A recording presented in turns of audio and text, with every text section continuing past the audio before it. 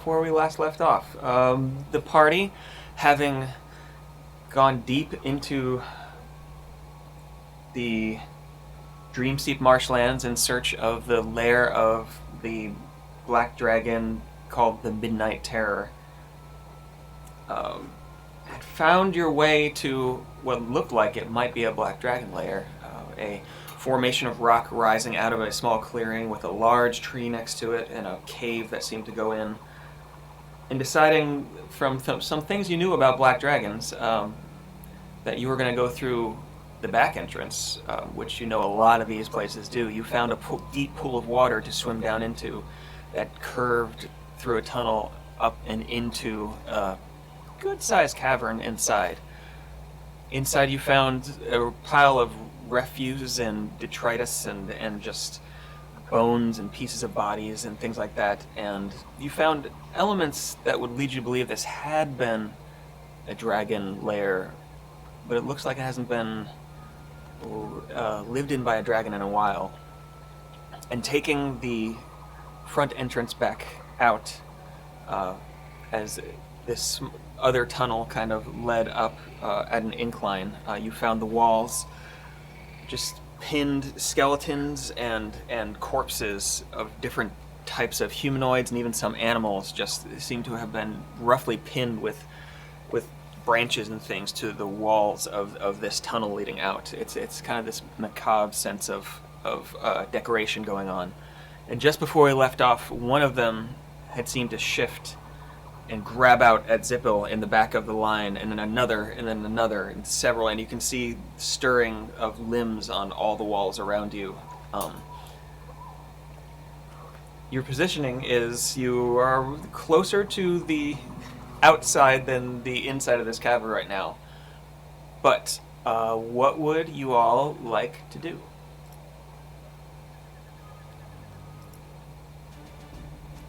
If I have just been grabbed, I Yes. will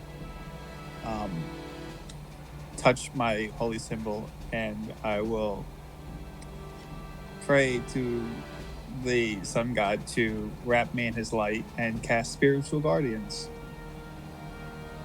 Okay. And that's a wisdom throw, right? It is. And do they take immediate damage or on their turn? Let me look it up again. I'm doing the same. All right. We're So they're not. attached to the wall? Yeah, they're like attached to the wall. Different. Like sometimes it's just like the upper torso and arms. Sometimes it's a whole body, and they just seemed like they have like stakes almost jammed through their rib cages, or sometimes necks in a lot of places. And it's like they're decorations that have just started to come alive around you. Can they? Says, Sorry, go on. no, go on. I was just gonna ask, are they able to reach through the passageway like good, or like are they kind of short? Like you could walk through it no problem, or you're guaranteed to basically get tangled up?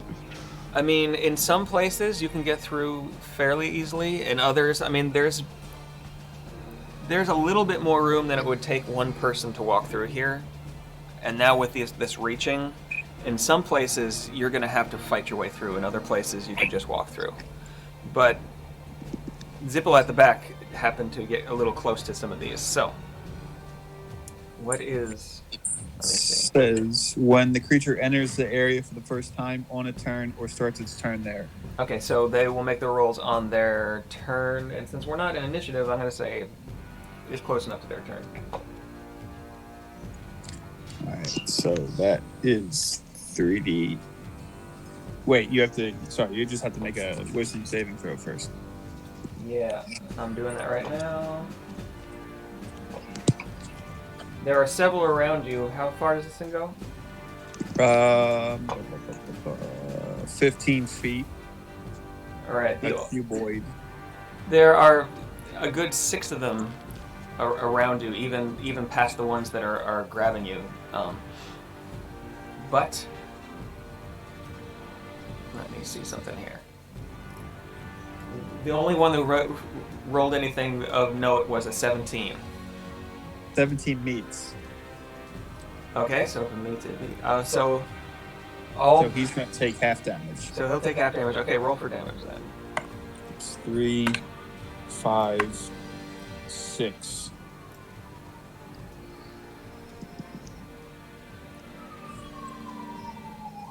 All I don't think I add my charisma or anything to it. I don't think so. So that's it's just a three. It's 3d8 straight up. Yeah. Yeah, radiant. That is right. Okay. So how many points? Sorry. 6 radiant damage. Okay. So as these, it's as these like many suns kind of appear around you, swirling like almost this odd little galaxy around you. It smashes into several of them, burning them a bit. But being zombies or skeletons in some cases, they're not especially,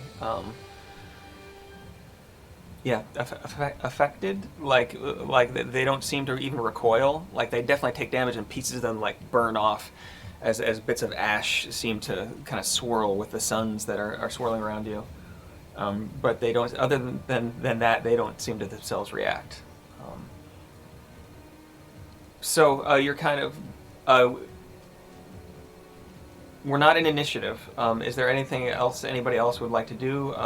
You are technically grappled right now, Zippel. Would you like to try to break the grapple? I would. Okay, go ahead. Strength? That is, contested strength throw. That's a 19. And that is an 18. Okay, so, well, that's for the first. There are 3 currently on you, and they rolled lower. So your muscles are rippling below your armor. You kind of shrug them off, and in fact, the one that was grabbing onto you the most, and trying to hold on, kind of with the fingers up and inside your collar, kind of, its entire arm from the elbow out is ripped off as you kind of shrug them off. Yeah. Nobody else is currently grappled, but there are arms reaching from you all around. What would y'all like to do?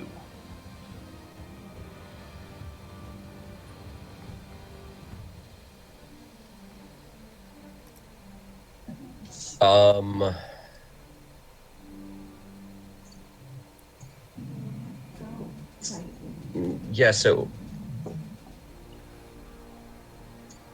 we're needing to move forward. I mean, you could go back the way you came in through the water too. It's just by the time where you are in this tunnel, you can see the light, literally the light at the end of the tunnel at the end.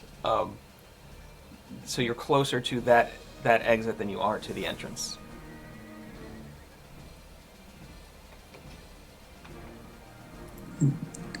If you guys prefer, I can probably just like stand in the middle of them until it might take a little bit, but until I kind of like wood chipper them. We did a search for like scales and stuff, right? You did a search for scales. You found some money. You found that kind of bracelet linked to rings kind of contraption, and quite a few bones. But you did not find any scales. So what if we just make a break for it? What if we just start going forward? I think Crom said go forward and hit anything that gets in your way. That does sound like a Crom thing to say. What do y'all think? Wait, did someone get grappled? I was briefly grappled, but I ungrappled myself with the power of positive thinking. That's right. And that's about all these things look like they can do, right? They're just like grabbing at us. I mean, it looks like if they got you good and grappled, it looks like someone might be able to slam you, like, hit you basically. But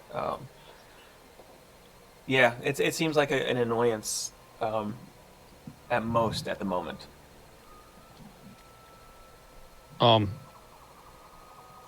Before we leave, I'm gonna use detect thoughts to try to see if there's anything maybe around hidden. What's our ceiling level look like? It's not the lowest ceiling. It might be 7, 8 feet up. Are there arms all the way up? I mean, there's definitely some higher kind of bodies that are pinned. None on this very ceiling, but some that are pinned a Yeah. little bit higher up than others. And it seems like there's some kind of pattern to it. Like it seems to go in kind of a wave pattern, like some one up, one down, one up, one down. Like literally like somebody was trying to do this really creepy type of undead decoration. Yes. I think it's like home security myself. Yeah. We could destroy them all. I mean, they're stuck to the walls. We could just break their heads open. It also alerts anybody that lives here that we've been here. There's also a lot of them. I don't know if we could. I say we just start going forward at a rapid pace. Yes. All right. Does everybody want to do that? I think Yeah. Crom and Chomsky start doing that. We just start going. We're like, run Well, this way, guys. as a point of literal order here, Oh yeah. last time we had said that Roland was kind of leading the pack, and with these arms reaching out from the sides, it's hard to get around each other here. Well, we're nudging people forward. Go Do you go go. Roland will go forward. All Okay. right. I was going to say, I didn't know if you wanted me to shimmy past and try to, like, make space. But I'm fine with either thing. Okay. All right, Roland moving forward. Crom after. Cirthus, you are next in the line, and then Chomp, and then Zippel.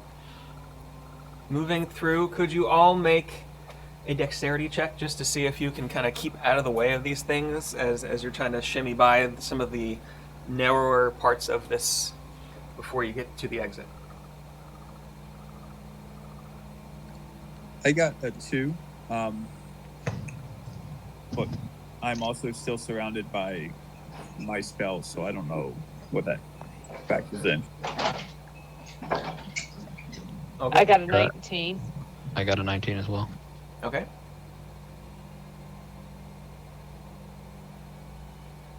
I got a 7, and Crom got a 19. Crom got a 19. All right. So.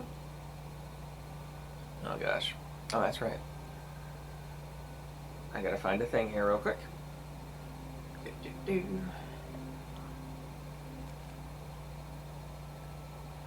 All right, so Zippo and Chomp, as you are trying to kind of struggle through and being the last two in line, the three kind of surging ahead, Roland and Crom leading the way, every once in a while having to beat back one to the side.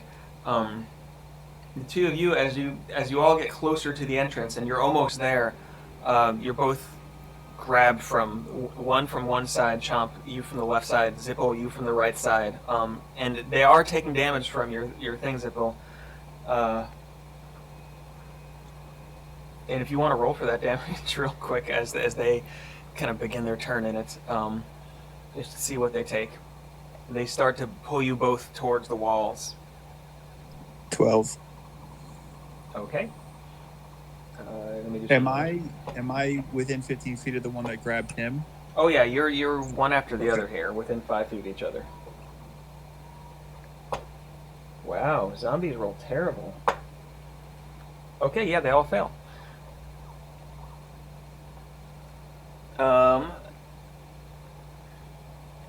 Okay, but and as they take that damage, and like I said, the same kind of radiant fire is just stripping away parts of their flesh and incinerating it.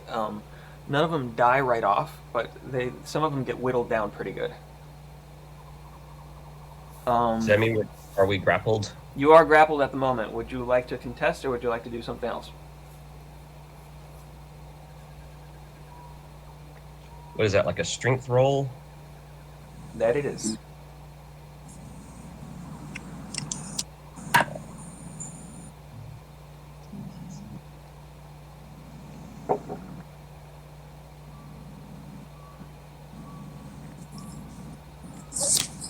Yeah, I mean, I guess I'll try to strength my way out of it first. Okay, go ahead. And Zipple, you too? Yeah, I got a 4 though. All right. Good to know. I got a 10. As you both struggle, the zombie arms and skeletal hands reaching out towards you, more of them as you kind of get closer to the wall. Neither of you are able to escape. In fact, you're starting to get pinned with your back against the wall, and more hands are starting to kind of slap over you. You can feel the wall start to kind of this dirt tunnel with stones sticking out of it start to almost give way a little bit under you, and as they start to kind of push you into the wall. Anybody want to do anything else? Yeah, does it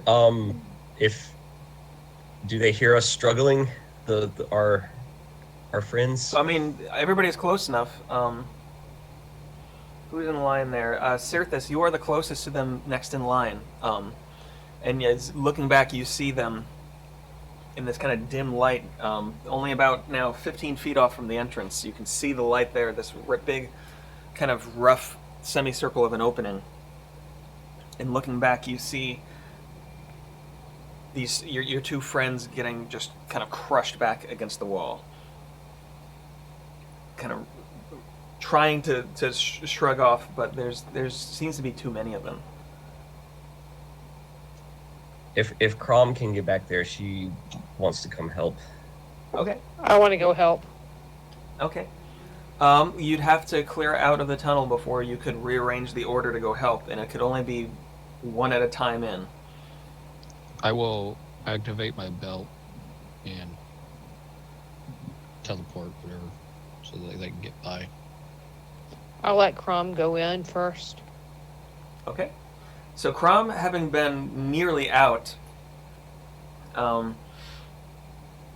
Roland, you have just cleared, and Cirthus bamps in front of you as this puff of pink smoke happens, and suddenly he's there outside in front of you. Crom, you start to roll back in. And Roland, as Crom runs back in to save your friends, you out of the corner of your eye see some sudden movement, and something drops down from the huge tree that's growing next to you here. And whatever it is, you just feel claws suddenly rake down you. And that is a 25 to hit and an 18 I'm gonna to do hit. I'm gonna do uncanny dodge. All right, so that dodges one of them. The second one was an 18 to hit. Both of them hit. Okay, well you can definitely dodge the first one. Yeah. Yeah. So there was just a one hit, and then as it misses, as you dodge out of the way of one of these claws, another one hits into you. Let me roll something real quick. And that is 11 slashing damage as you see this good-sized figure, quite a bit taller than you are, dark green skin with these huge tusks coming out of its mouth. And as you see its mouth, it opens and bites down into your shoulder, or tries to. And that is... Uncanny dodge again. And that is a 14 to hit. That misses. Okay, well, technically this is all in the same turn. So you can only use the uncanny dodge once, if I'm right on that. Okay. Yeah, but the 14 misses. 14 would miss anyway, yeah. And as its claw attack rakes through you and it misses, just biting you as you spin away. You spin away to see a huge 12-foot tall, long arms with this musculature that just it's cut, is what I'm trying to say, I guess. It looks like a troll has jumped down out of the tree at you. And Sirthis, you see this happen just directly in front of you. And so, Crom, as you run back in, you hear some commotion behind you, but you are intent on helping Chomp and Zippo. What are you doing?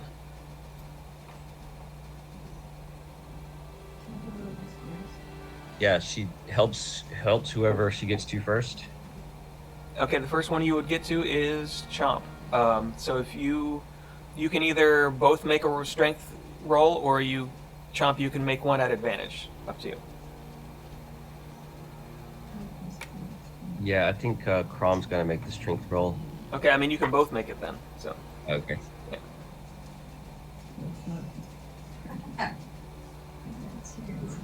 Crom.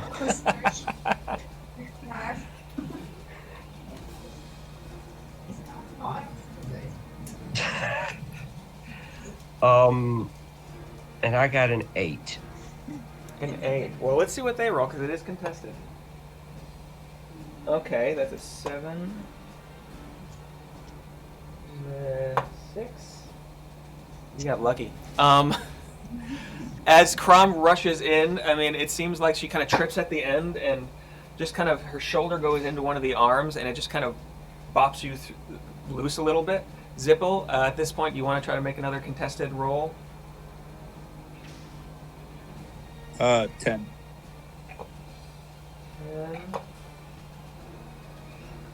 All right. So one of the ones holding on to you're able to shrug off, but another 2 that are on you, once again they're trying to like press you back into the wall with them as more arms seem to be coming across. In the meantime,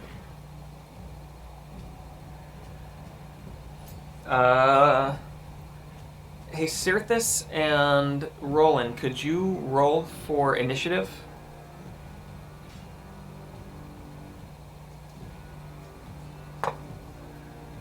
Seven. Okay. 18. All right.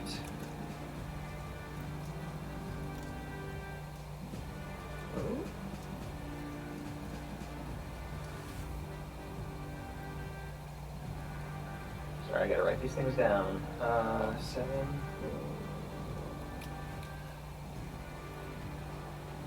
Okay. So as they're struggling to get through in there, you are now in initiative. Sirthis, you rolled at the top after that surprise round. So, what do you want to do with this troll in front of you that seems to be just trying to destroy Roland? Yes, Sirthis, go ahead. Let's see, the arms and stuff like that are close to the entrance of the cave? I mean, you're talking about the zombie arms? Yeah. Yeah, there's some that are close to the entrance. You are currently outside the entrance.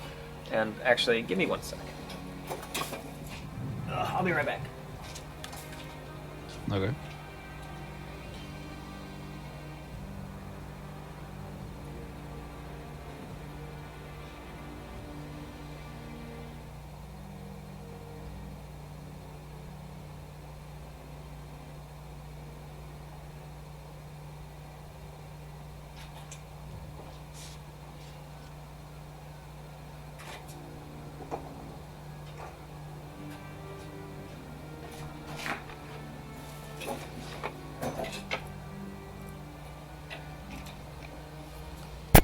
All right.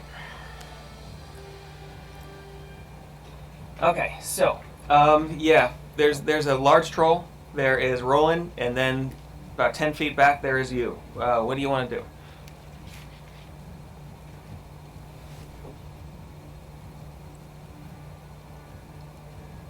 How badly does Roland look?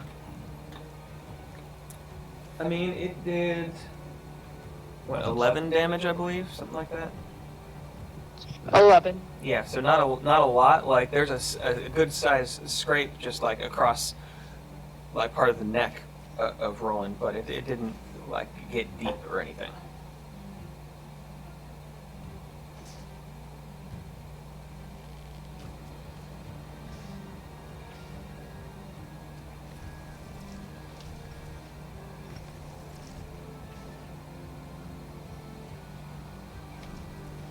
Alright, I'm gonna cast Dissonant Whispers Okay.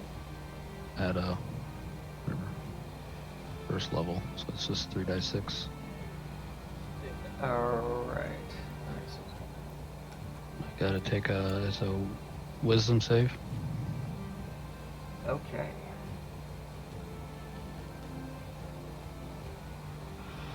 Okay, so that is a wisdom save. Oh. Let me see here. That is a 10. I think it needs 15 or higher to. Yeah, it sounds right. Um, Okay, go ahead. That's 3d6, right? Yeah, just 7 damage, but they gotta use their reaction to move their whatever full movement Okay. away from. Yeah. Move far away. Yeah, it's got to use its reaction to move its full at speed. Okay, as you hit it, that was 6 damage. You said Close. 7. 7 damage. All right. It starts to move away from you. Whoops.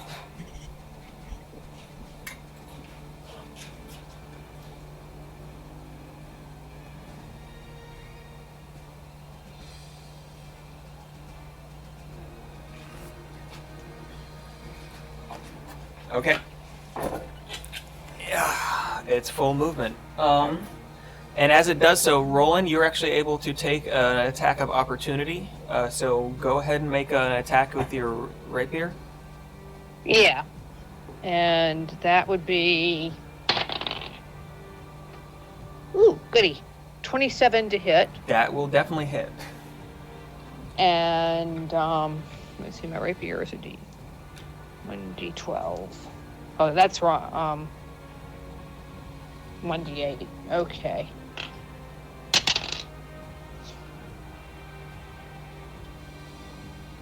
That is 9 damage.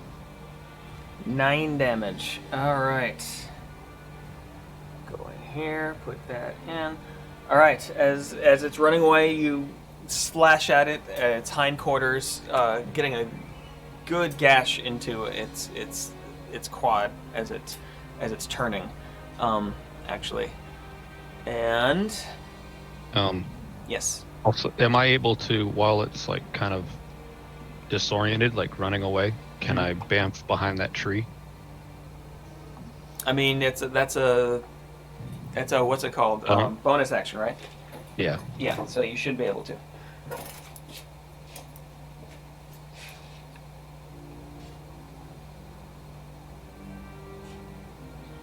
Right, and in another. You know, in a it? way that I'm hiding from it. From Okay. its perspective. Yeah, trying to you do can. that.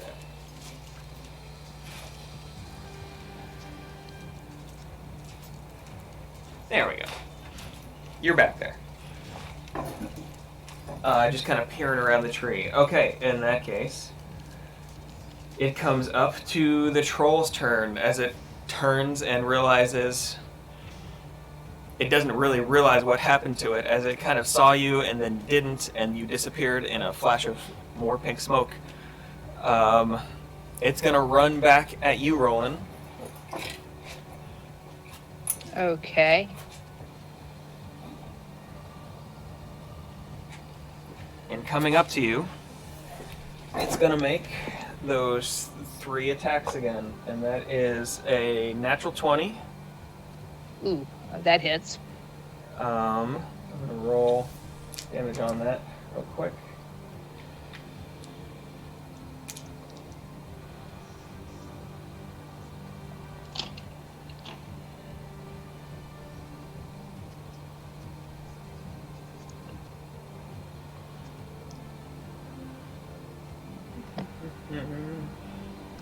That is 27 slashing damage. Oh my, I may have to put a calculator. As you take My on next that. one, Yes. Oh, what's that? I may do uncanny dodge on if he hits me again on the next one. I mean, and that is a 24 to hit on the next one. Oh yeah, uncanny dodge. Okay, and that means you just dodge it, right?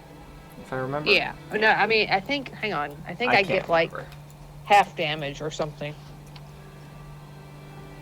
Yeah, half the damage. All right. In that case. Yeah. It's been a while. Yeah. That's 14 damage reduced to 7 on that. That's good because I'm almost dead. And Okay. and then once again he bites at you because he has 3 attacks. Yeah. And that last one is a 24 to hit, That hits. and that is for 10 damage, piercing damage. All right, I am down to 0. All right. As Roland goes down.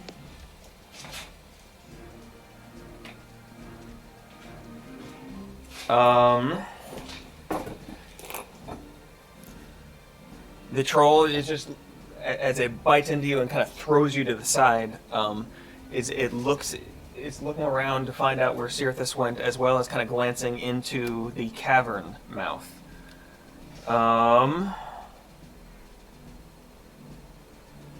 And yes. And then we come to Roland's turn. Roland, could you make a death saving throw real quick? Just roll a d20. 15. Okay, that's one success. In that case, going back in, the 3 of you inside the cave, what are y'all doing right now? You've freed Chomp, Crom. Zipple seems to still be pinned against the wall.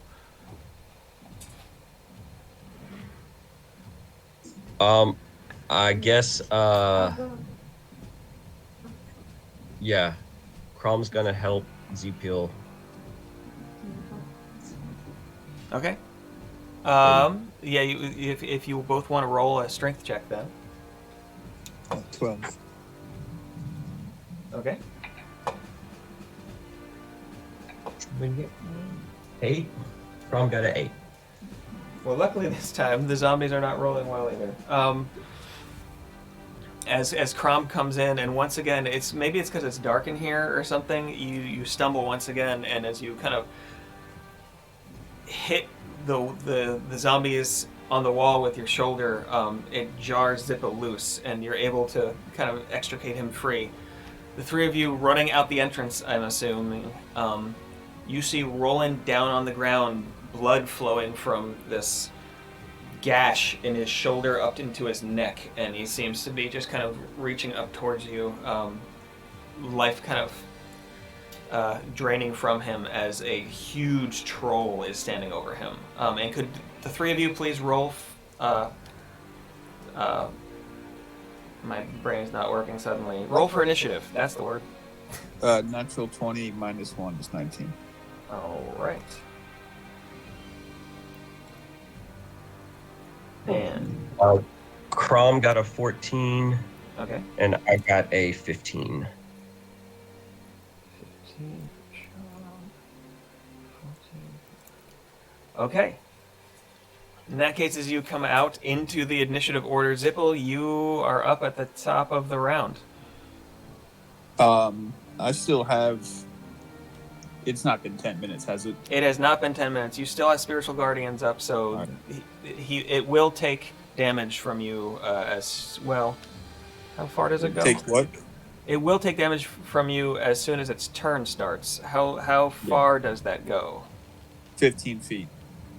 Okay, let me... That's Yeah. fine, because I'm going to use my movement to get up there, and I'm going to pull on my Mask of the Cleric. I don't know if that would be an action or a free action. I'd say it's a free action. Yeah, and I'm just going to also stand over Roland and tap them with my foot to do Cure Wounds and try to... Is that too much to also try to... Yeah, it's too much to try to swing, so I'll just Cure Wounds.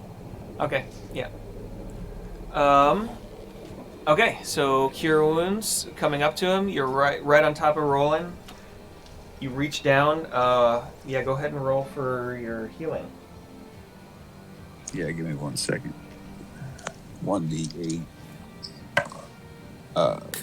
6 is 11. 11. Roland, as you see Zipple, as your sight is starting to fade a little bit as you're down, you see Zipple reach down to you, and this energy flows into you, and you feel the wounds on your neck and shoulder start to close up. Not all the way, but you stop bleeding, and you now have 11 hit points. I'm gonna give Zippo a thumbs up. And you are currently prone, so just remember that for the next turn. Okay. In that case, Cirthus, behind the tree, you hear everybody else rush out of the cave. What are you doing? We looked around this area, didn't we? You had looked around this. This is a large clearing with this one tree in the middle, with the right next to the stone outcrop that has the cave in it. Yeah, we didn't see any other more stony areas, or I mean, there's stones and things around here coming up. Like, there is a stone formation, so there's little bits that seem to also come up through the ground around. all right. We'll see what happens. Okay. Cast suggestion. All right. And I'm gonna tell him to, well, what is that? It's like a wisdom save too, I believe. I believe so. Yeah, it's a wisdom save. I tell him to go find another cave to live in. All right, and that is...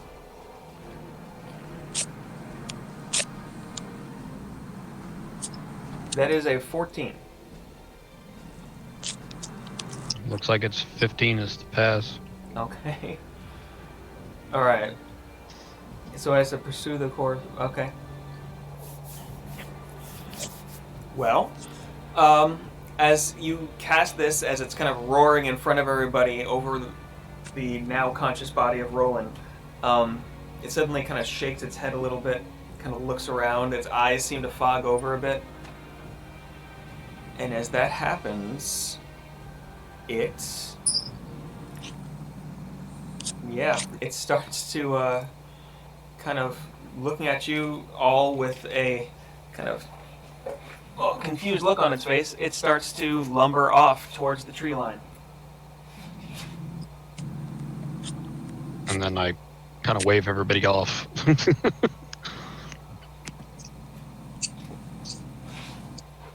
Okay. Everybody else, what are you doing right now? We still need the organ, so I guess I'll try to hit it in its back. I don't know how to. Because remember you guys did it for. We need troll organs? Yeah, we need a spleen? Or something? It was We need a troll something. So he's gonna go find another cave to live in? Well, I don't know if we'll get a chance to do that. Because I'm going to try to kill him. Okay. All right, give me 1 second. Oh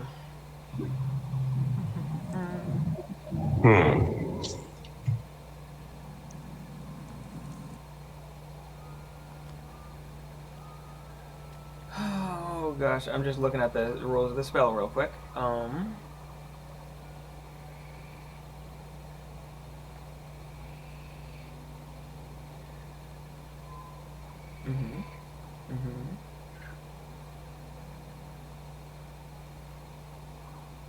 Yeah, I mean, it's... Gosh.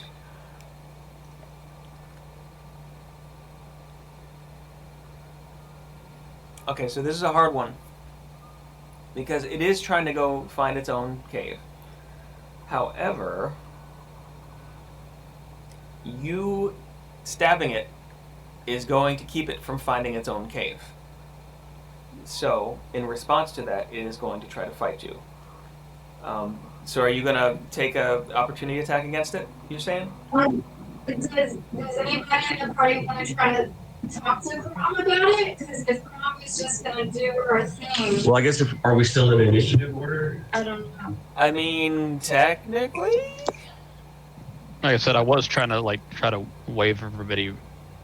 So That's right. You do try to see. get them not to attack, but So you see Sirthus kind of coming out from behind the tree, kind of trying to wave you off as it starts to run off.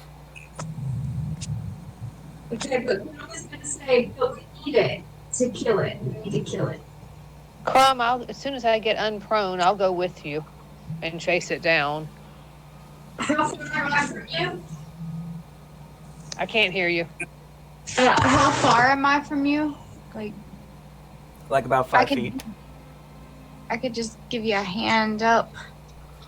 Okay, and I've got Lucretia, which has pretty good range. So, does anybody want to talk Crom out of this? Give her a good reason, or, I mean,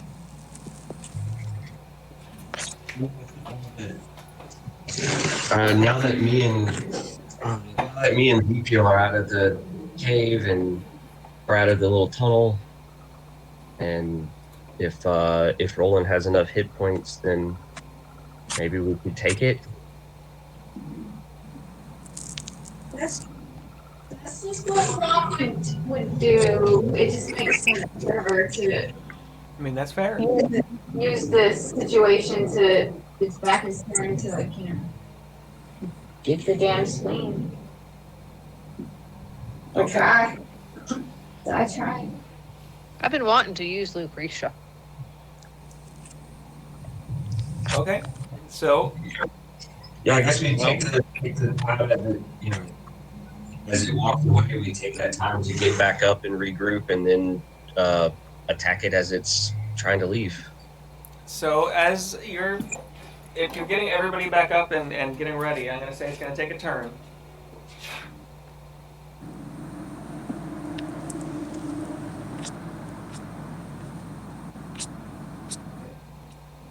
Okay, so it's pretty far off at the tree line by the time you get rolling up and ready.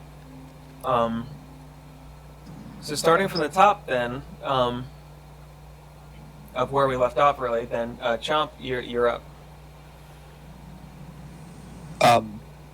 It would have been half as far. I'm sorry. Oh yes, that's right. Until it gets out of your range. Yeah.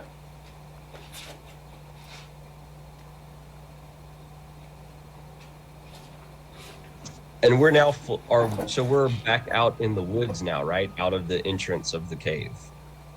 So you're at the entrance of the cave, which is in a good-sized clearing, a couple 100 feet across in any direction, in the woods, with one single tree and a couple bushes, kind of around the area. Like there's one huge tree next to it, and then others back off towards the tree line, around in kind of a rough circle around it. Right. And as it's still being harried by these kind of flying suns and in this kind of spectral image that seem to be circling around, centered on Zipil.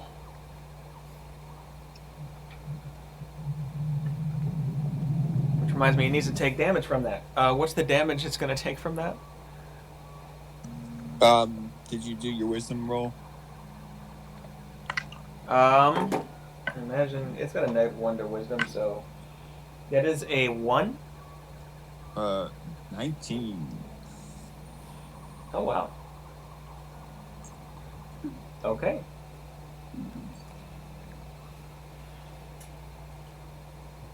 Cool. And so, Chomp, what do you want to do in the meantime? Like, everybody's up, you're ready, you've decided, just in a quick conversation, that, oh yeah, we might be able to harvest this thing for some goods. What do you want to do? All right. How far away is it? At the moment, let me see, 25 feet or so. Okay. It isn't moving especially fast.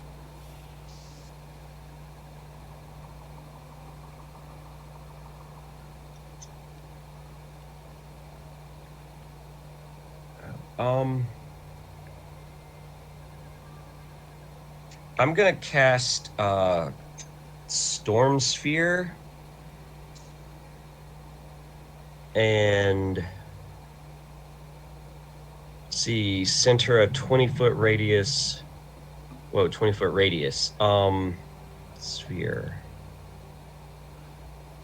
I Okay. guess I am going to center the sphere somewhere in front of the troll, like 10 feet in front of the troll, so that he is still within the 20-foot radius of the sphere. And if he moves forward, he would be going like further into it. Okay, that makes sense. And let's see.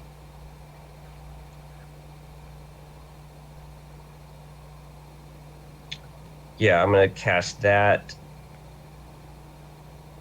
and then use my bonus action to create a bolt of lightning to strike him as well. Oh my. All right, roll for the lightning, I guess. Yeah, so the each creature in the sphere, when it appears or that ends its turn there, must succeed on a strength saving throw or Okay. take the 2d6 bludgeoning. All right, so strength saving throw Strength of 17. is a 15. So he takes how much bludgeoning damage? He is going to take 10 bludgeoning damage. Okay. And then you said you were going to do a lightning strike as well, right? Yes. And then I will do strength. Advantage.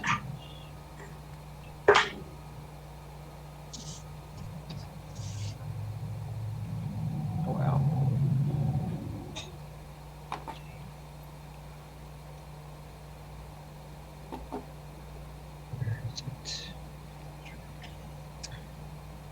That's a 23 to hit. Okay. 23 hits, yes. And that will be 4d6.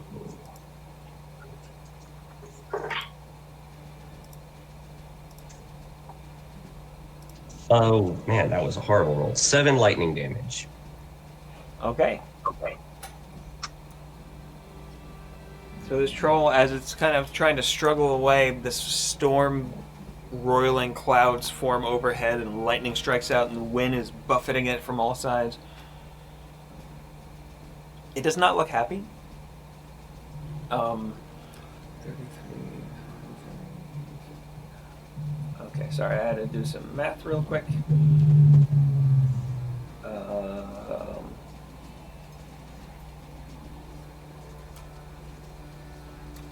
Okay, math done. In which case, as it's taken some good damage, Crom, you are up. You're kind of standing basically right next to the entrance, and Chomp, you see this thing running away and lightning striking out at it, and suddenly the storm kind of trying to fly around it. What would you like to do?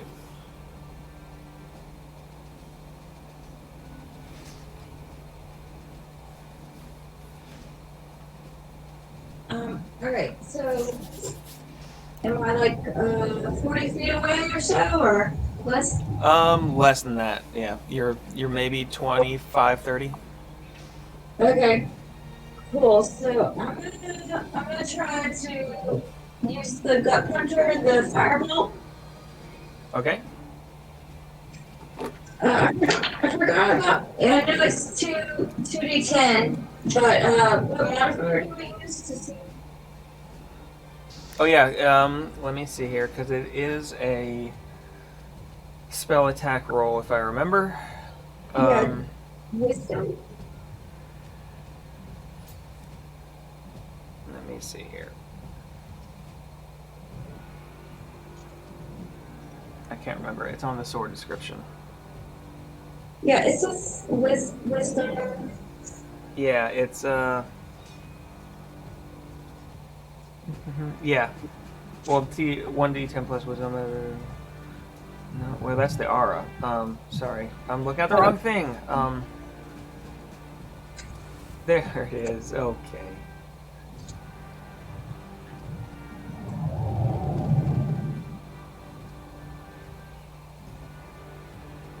Actually, need to see the gut puncher though. There it is. Okay. Make a ranged spell attack. So roll a d20, add your wisdom modifier and your proficiency modifier.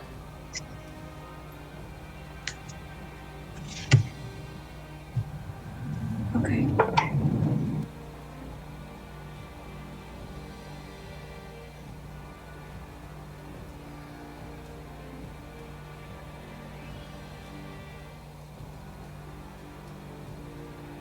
What is 12 to hit? 12 to hit. If I remember right, yeah, that does not hit. As you let it go, the wind that seems to be whipping around kind of pushes it slightly off course, and it whizzes right over its shoulder as it's running into the wind. It didn't work, but I still have my movement and an extra attack. This is true, and your bonus action. Yeah, so I'm gonna rage as a bonus and Okay. run up to him and hit him with the Vindicator. So you. Try to. Let's see. What? 18. 28 to hit. Yeah, that'll hit. We'll be able to- I'm just gonna do D6. I think helps. Oh, yeah.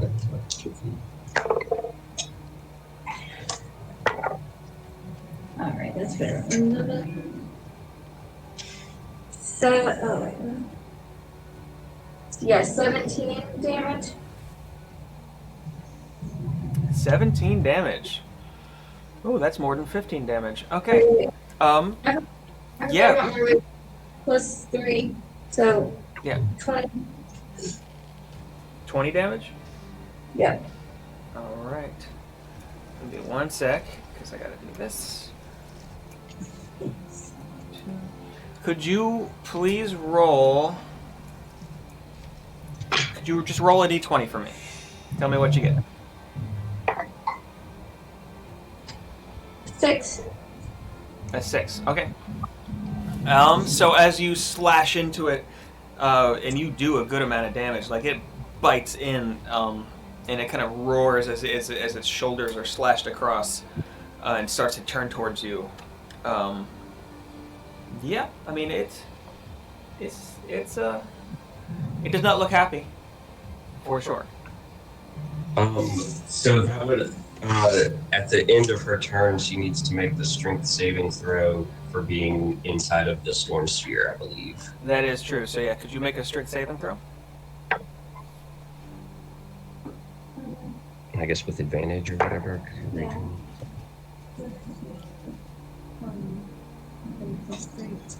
Yeah, that passes. So you do not take the bludgeoning damage. All right. Okay. Yikes, man. So as you hit it and you fight against the wind successfully, the troll turns towards you, and it is now its turn. So it is going to take its attacks at you. The first one is a 14 to hit. That does not hit. Ooh, and then a 16 to hit, No hit. and then a 24 to hit with its bite. As it's trying to claw at you, it misses, and it just tries to sink its teeth in. Yeah, that's the last one to hit. Okay. So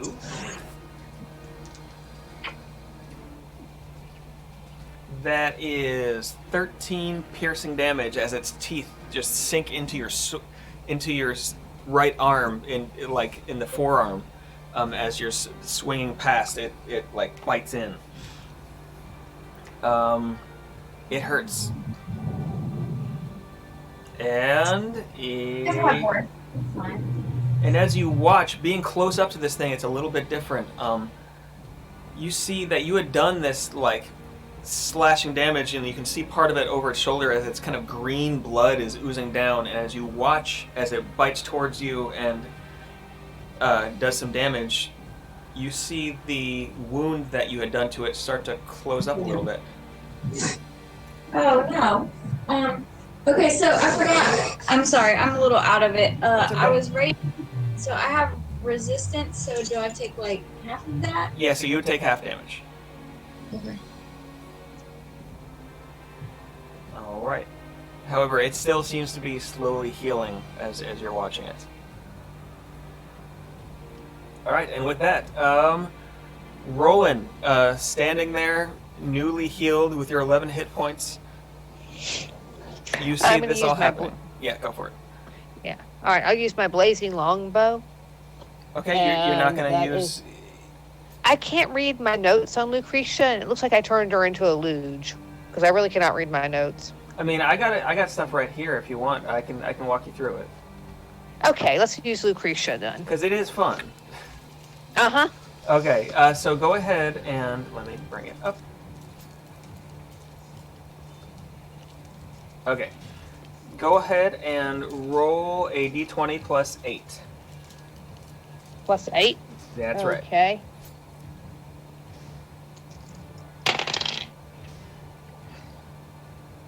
Can I use one of my luck points to re-roll that roll? My lucky points. Good question. What is?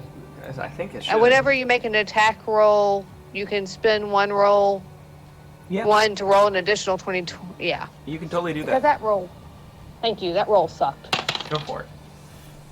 All right. So with the 8 is 15 plus my 8, 24 to hit. That hits. Go ahead and roll 1d12 plus 8. Well, actually, before you do that,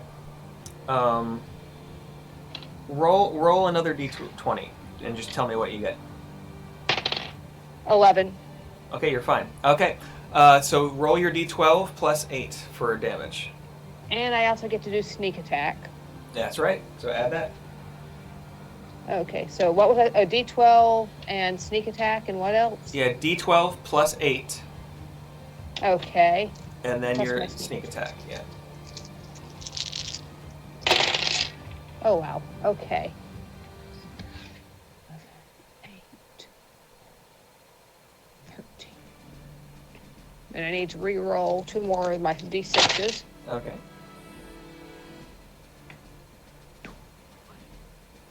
28 damage. 28 damage. Okay. Woo! Wow. I like Lucretia. Yeah, that was a good attack. Yeah. All right, with 28 damage happening. This is the first time you've practiced a little with Lucretia as you've been traveling, but this is the first time you've really used her in combat and taking the beautiful ivory stock in your hands and aiming through the very cleverly designed steel and glass contraption on top. You managed to hit right in the abdomen, just like it goes right like under Crom's arm and right into the troll, and it rocks it back.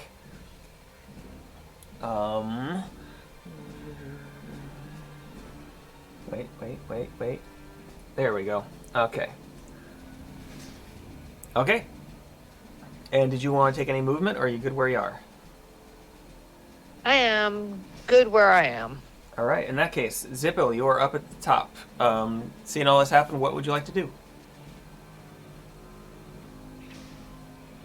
Is it within my the range of the spiritual guardians?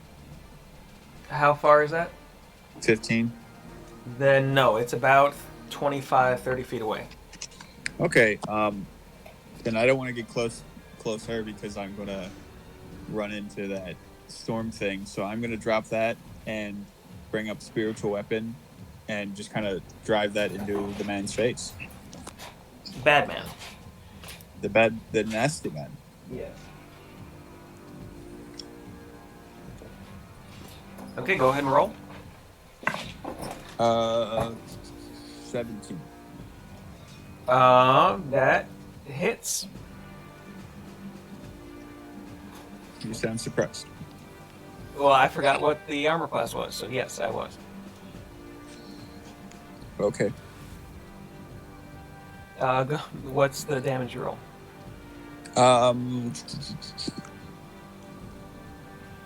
It's going to be, so I have this divine strike thing. It's it's a weapon attack. Does this count?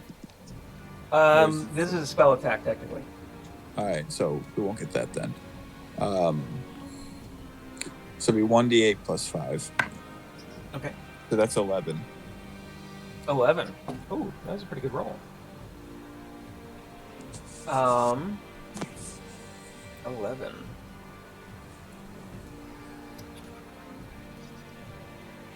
All right. As another larger sun, this time in spectral form, appears behind it, it just smashes down to the back, and it's radiant damage. Is that right? I can't remember. It's force. Force damage. Thank you. Yes. Okay. And just hits it in the back of the head, and that's fun. Okay. With that, Cirthus, you're still behind the tree. You see it's been engaged now. The wind is swirling around in front of you. What would you like to do? I'm going to observe. You're not going to attack anymore? Not right now. Okay. In that case, Chomp. Still concentrating on your Storm Sphere. What would you like to do? Yes. I'm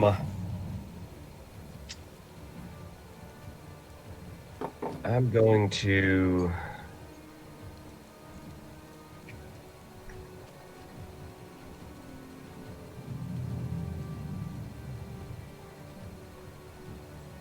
Let's see. There are. You said there's like some rocks around, some boulders, or. I mean, there's Or I small rocks and things around. There is Yeah. a rock formation here that someone broke off of. Yeah. I'm going to cast Catapult as a 4th level spell Okay. and target some rock that's laying around and fling it at the troll. Okay. That's a great spell. It does Yeah, I good haven't damage. used it very often.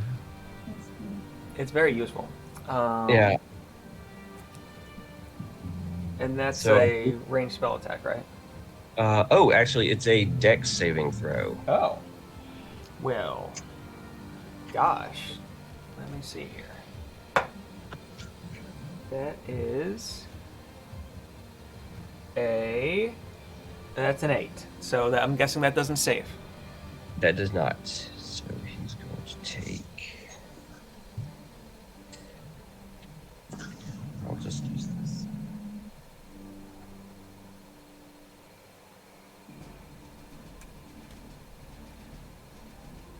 All right.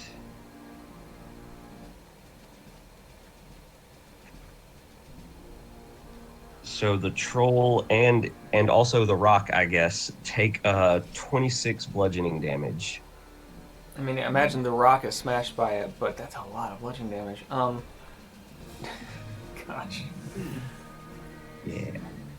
All right.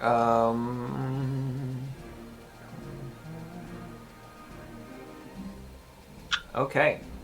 You all see this rock suddenly kind of just fly off the ground nearby into the storm and just hits the troll upside the head. Seems to like crack one of its tusks a little bit, and is now like part of it is now like sideways in front of its face, and it kind of shakes it off a little bit. And yeah. I guess he's still in the storm sphere, right? He has not moved, so yes. So my bonus action. I'm gonna try to strike him again with some lightning. Okay. Yeah. Sweet. That was Natural 20. That hits. So critical hit of lightning damage. I mean, yeah, it's an attack. It's an attack damage, so double the dice on the damage. So that's 8d6. Yes, that's 86.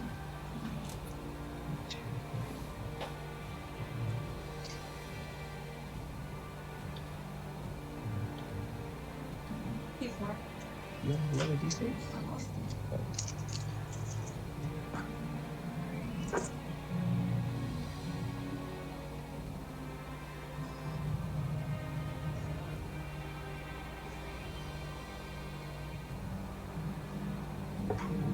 That's a lot of 8. That's a lot of d6s.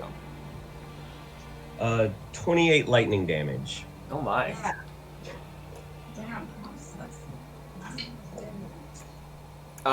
As the lightning flashes out,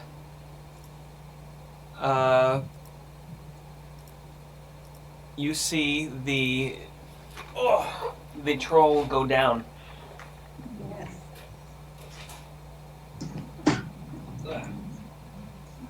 As it sears into it, burning flesh, you can kind of smell the air along with ozone, and it just goes down. Yes. In which case, Crom, it being right in front of you, and down, you're next in initiative. I mean, currently you have nothing to fight, but what would you like to do, since you're right there?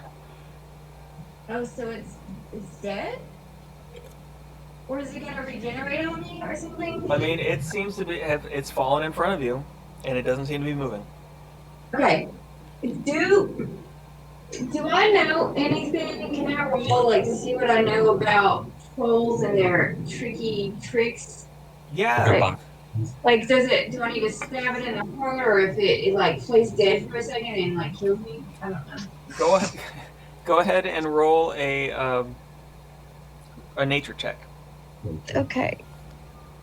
This probably won't go well, but try it. I mean, you have, because nature is wisdom, right? Yeah, I do. So 19 plus 3, that's good. 22. So you know, trolls are famous for regenerating. And in fact, you had seen it regenerating as its wounds that you had given it closed up. But the amount of damage your party was able to give to it managed to get it down. You do know that sometimes, when they seem to be dead, they will suddenly, within a few seconds, maybe 6 seconds or so, suddenly come back to consciousness and come after you. Like it passes its death saving throws or something. Okay, I'm gonna try to hit it again, and I hope I can hit a still thing. You got. Well, what do I do? You got 2 attacks. I mean, if you can do as much damage, can do as much damage to it as it has in hit points in one round, you permanently kill it. Yeah. Okay. Cool. So yeah. All right. So I guess I'm still raging. Does a 15 hit? Well, 15 just misses. Oh fuck. How did I miss a fucking laying down thing? That's Well, so dumb. that's the thing. It is prone technically and unconscious, so you have advantage. Oh, okay. Oh, that's better. Okay, 25. That hits. I need my D6 back, please, sir. Okay. Okay.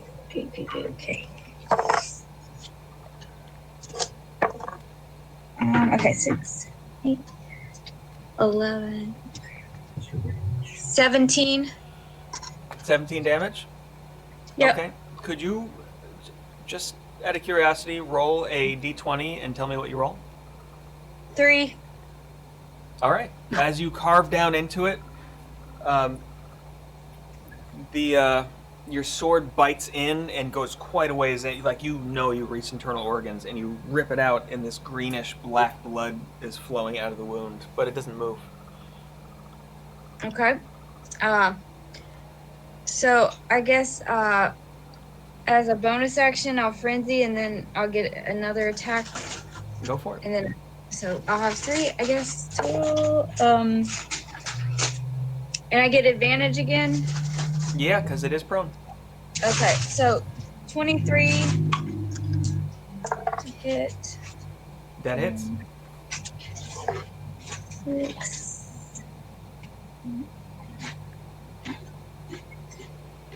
17 to hit. 17 damage. 17 damage. All right, and once you're just like chopping at this, like slightly shifting as you hit it, just like loosely, seemingly dead body in front of you. This black and green blood splattering on your face and your armor. Go ahead and roll another d20 for me. 13. A 13. Okay, as you do, that the second hit severs its right leg, Yeah. and it just like falls to the side with a kind of sound, and this oozing blood is just pouring out of what was an artery on its leg. Cool. Okay. And that's is that your turn? Well, I frenzied, so I had an extra attack anyway, but then frenzy gives me another one. So I have 3 total. That's right. Yeah. Okay. I think. Yeah. That makes sense. Okay. 28 to hit. That hits. 5, 6, 7, 8, 9, 10. 16 damage. 16 damage. All right. You've done quite a bit of damage this turn. Yeah. Could you roll another d20 for me? Yep. 10. A 10. Just carving into it once again, just blood going everywhere. Nice. Like there is a pool of blood around you. Most of your front side is now stained with this greenish black, just mess. The back of you is pristinely clean, so it's a sight. Yes. Nice. But as it comes around, it is now the troll's turn, and as you see, the leg that you had cut off starts to twitch. The troll body that you had carved into starts to twitch, and you see some of those huge wounds you had opened down even into like below the ribs start to close up a little bit, and you see its eyes twitch, and it blinks at you. And it looking up at you, it then just lashes out at one of your legs with its claw.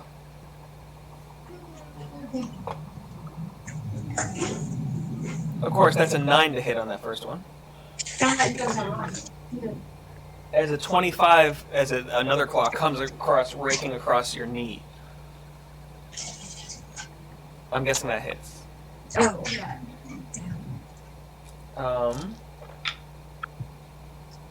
That is it did have disadvantage. It rolled an 18 and a 19. Okay. But it rolled, that's 8 slashing damage, reduced to 4. Okay. And then as it's still grabbing onto you with that same claw, it pulls you in trying to bite you. And that is a 9 to hit, so I'm guessing it doesn't. Does not.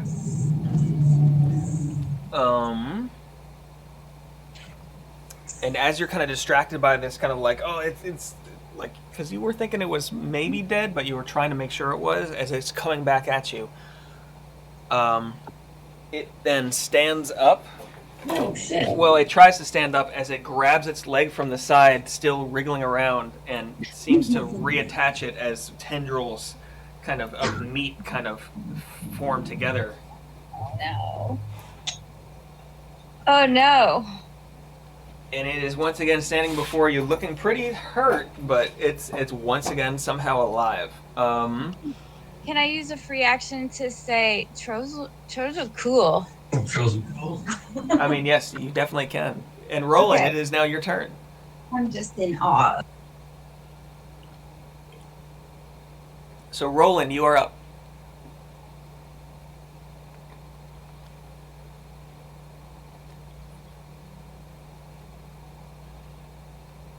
Sorry, my microphone disappeared. It happens. I am going to use Lucretia again, and and that's a 20, and an 8. Yeah, it would be a d20 plus 8. Yes. All right, so that would be a 24 to hit. That will hit. Just out of curiosity, could you just roll a d20 real quick? Yeah. And that would be a 12. Okay, good. So roll your d12 plus 8 for damage. And my sneak attack. It would be, because they are still engaged, yeah. Yeah. Okay, So let me many see dice. here. I know, and they make such a nice loud clunk. 9.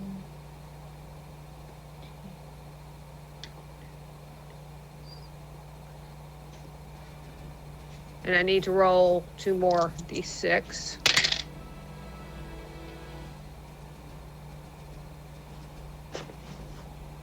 I like this. 42 damage. Oh my gosh. As you let Lucretia go once again, it knocks the troll back. Like it just, in the forehead, just knocks him back. Looks like he should be dead. As like the regeneration seems to stop for a second, as it pierces the brain, and he just drops back onto his hindquarters and then onto his shoulders and unmoving. Zippel, you are up though.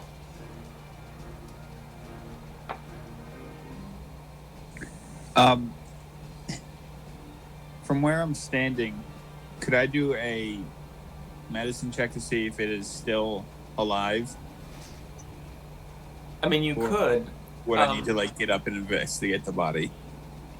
I would say from where you're standing, it would probably be a disadvantage. If you wanted to go up, you could do it just a regular roll. Yeah, that storm thing's still going though, right? It is. The storm is still going. And this troll's prone now. I mean, it's prone. You've seen it been prone and hacked what you thought to pieces, and then get back up, reattach its limb, and still, be there and attack. So Yeah, You're not I'm sure. just gonna bring my spiritual weapon just like down on its head.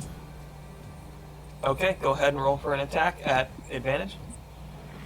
Cool.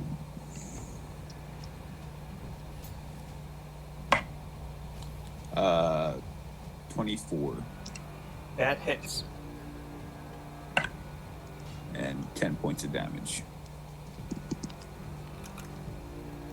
Okay, 10 points of damage as the sun just beats into this dead body. You see the force of it, just kind of, the body just goes. Doesn't move out other than the force of it hitting.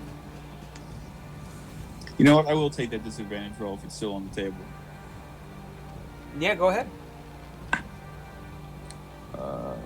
First one is a 21. The second one is a 14. So looking like you know a little bit about trolls, and you were told even a little bit about trolls when you were back in Brunbog. It is hard to tell. You do know that without burning it in some way, whether that be by fire or by acid, it will eventually regenerate. So then I'm going to call out, does anybody please have some fire and burn this? We need to burn it. I have a blazing longbow. I look at ZPO like I give him this. Are you kidding me? Of course, I got all kinds of spells.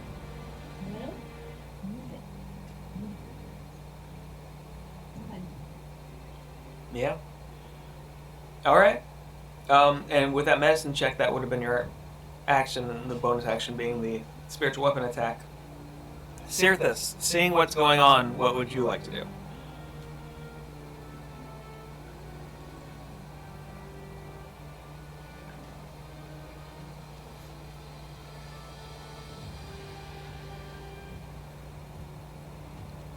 You there, Sean?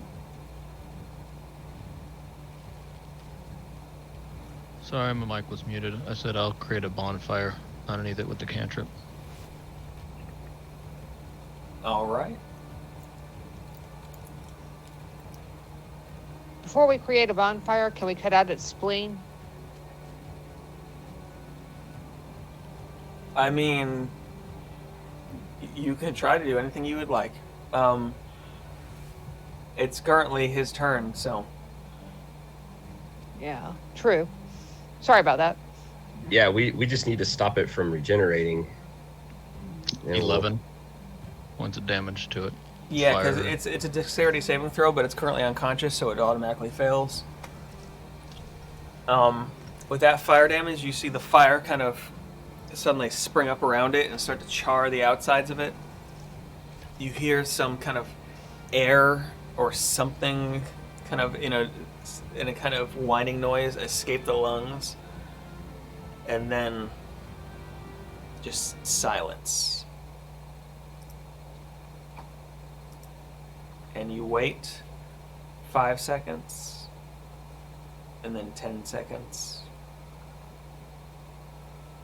and then 30 seconds, and nothing happens.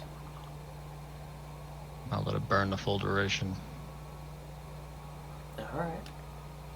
There's What 1 is the minute, minute? right? Yeah. So waiting the full minute as the flames lick around the outside. By the end of that full minute, a good part of... How big is this bonfire? 5 foot cube. A good part of this, not the whole thing, but a good part of, like, especially around the head, where you kind of centered it as it was prone, is charred. The skin has kind of peeled away, and you can see bits of muscle and the skull exposed. And it seems at this point to be much more slack and like oozing different things out of it, as it finally seems to not be coming back. And as the fire burns itself out, the magical fire of the bonfire, you all see this Yay. kind of ruined piece of a troll. Awesome. Awesome. So now we can try to harvest. You can. Who would like to do so? I would volunteer myself. Is there a doctor? Is it a medicine thing? It will be a medicine thing, yes. Not me. Who is good at the are you... Zippel, you want to try it? Yeah. I would like to find the spleen and also the heart. Go ahead and make a medicine roll. Can any of us help? I mean, if you want. You rolled an 18. Okay. Never mind. The heart, easy enough to find. It's one of the 3 largest organs in the upper torso area. Cutting it out, you're even able to cut it out fairly cleanly. This black, greenish, dark ichor, still warm from the bonfire and from the life force that was in this no more than a couple minutes ago. It's still there. You had to crack open the rib cage and kind of force through the sternum there, but you were able to do it. It takes you another minute to find the spleen. As over on the left side there, kind of pressed up against the lower floating ribs, it's a little harder to find and distinguish from some of the other organs, like the gallbladder and things like that. But you know enough about the general anatomy that you're like, oh, this is the bumpy ridges on this thing, and yeah, this makes sense.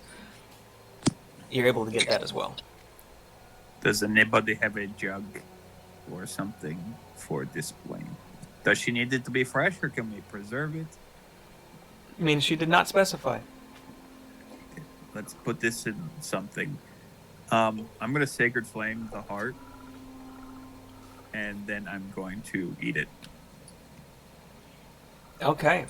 You all watch as this ethereal, close to the color of what you would consider regular flame kind of jump up out of the heart suddenly as it's in Zippel's hand as he's staring it. It's not quite the same color. It's a bit brighter than it should be, as if there was some chemical burning off this or something. And as it starts to char, he just starts to, he turns his head sideways and bites into it. Zippel, you find it's not a bad flavor. It's a little bit musty, as if within the blood of the troll there was some kind of fungus or something like that growing alongside the green blood cells. But it's not the worst you've tasted, definitely. That was very rude of me. Do any of you want some? No, thank you. Ooh, You enjoy it. I mean, it's like a religious thing. I did not want to seem like I was excluding you. That's all. It's fair. All right. So, the troll defeated. You still hear some sounds within of zombies animated within the long passage you had come up, still shifting around along the walls. But as they're pinned in place, none of them actually seem to be coming out and towards you. You are left with the smoldering kind of ruins, slightly smoking still, of this troll, the spleen of it, the half-eaten heart, done very rarely, and yes, you had gotten the money, remember. I don't know who had taken down the amount of money you had all gotten, but somebody did. But I sure don't remember. It's somewhere in my notes. And then I believe, Cirthus, you had grabbed the bracelet connected with chains to the 4 rings. So yes, you have some loot, but no dragon. And as you're kind of looking around, you see Harper come out of the tree line where she had been kind of hiding away, refusing to fight, followed by the metal child kind of slowly walking their way across the clearing towards you. And she comes up, she says, "Well, yes, that was some kind of, he was a big one, wasn't he?" Well, it wasn't a dragon. It was distinctly not a dragon. Well, this is where the dragon was told to be, and this is where I brought you. So, I know we didn't find it, but it was here at some point, I'm sure, right? I mean, I'm going sure. I don't know about you. Never mind. I don't like this person. I mean, I was just following what people had told us. I'm gonna be honest with you. We didn't find a dragon actually here, so I will continue to help you in finding this thing. It's just, sometimes you lose one, you win one, you find something you did not expect. And this, she gestures over to the ruins of this troll. This I did not expect. That was something. Hey, Tim. Mm-hmm. Just while everybody's kind of chit-chatting, Yes. it's going to really bother Zippel if their zombies are still alive. Oh, and there's a lot of them. Yeah. He's just going to go back to the mouth of the cave and just chuck as many sacred flames as are required down that hole. Okay. So while Harper is kind of discussing this with the rest of y'all, you start to hear these kind of and these kind of sounds coming out of the tunnel behind you, and you realize you don't see Zippel, but you see these flashes of light coming from out. And for the next probably 10-15 minutes, you just keep hearing these things. Every maybe 6 seconds or so. Until eventually Zippo walks back out, kind of covered in this slight sheen of this gray and black ash, and he kind of shakes and it comes off. And yeah, it takes you a few minutes, definitely. But you're able to do it. And so there's just this ruin of burned zombies and skeletons pinned to the wall as you come back out. But Harper, as she's talking to the rest of you, says, I'm of course gonna be finding you this dragon. But sometimes you miss on the first try. We might need more information. How do you plan to get this information? Well, I suggest we head back to Braunbog, we regroup, and we ask around a little bit more. Maybe new information has come in. Maybe somebody we didn't talk to knows something we don't. We don't owe you any more money though, right? Like, Well, no, I agreed on a price, and I'm gonna do it for that price.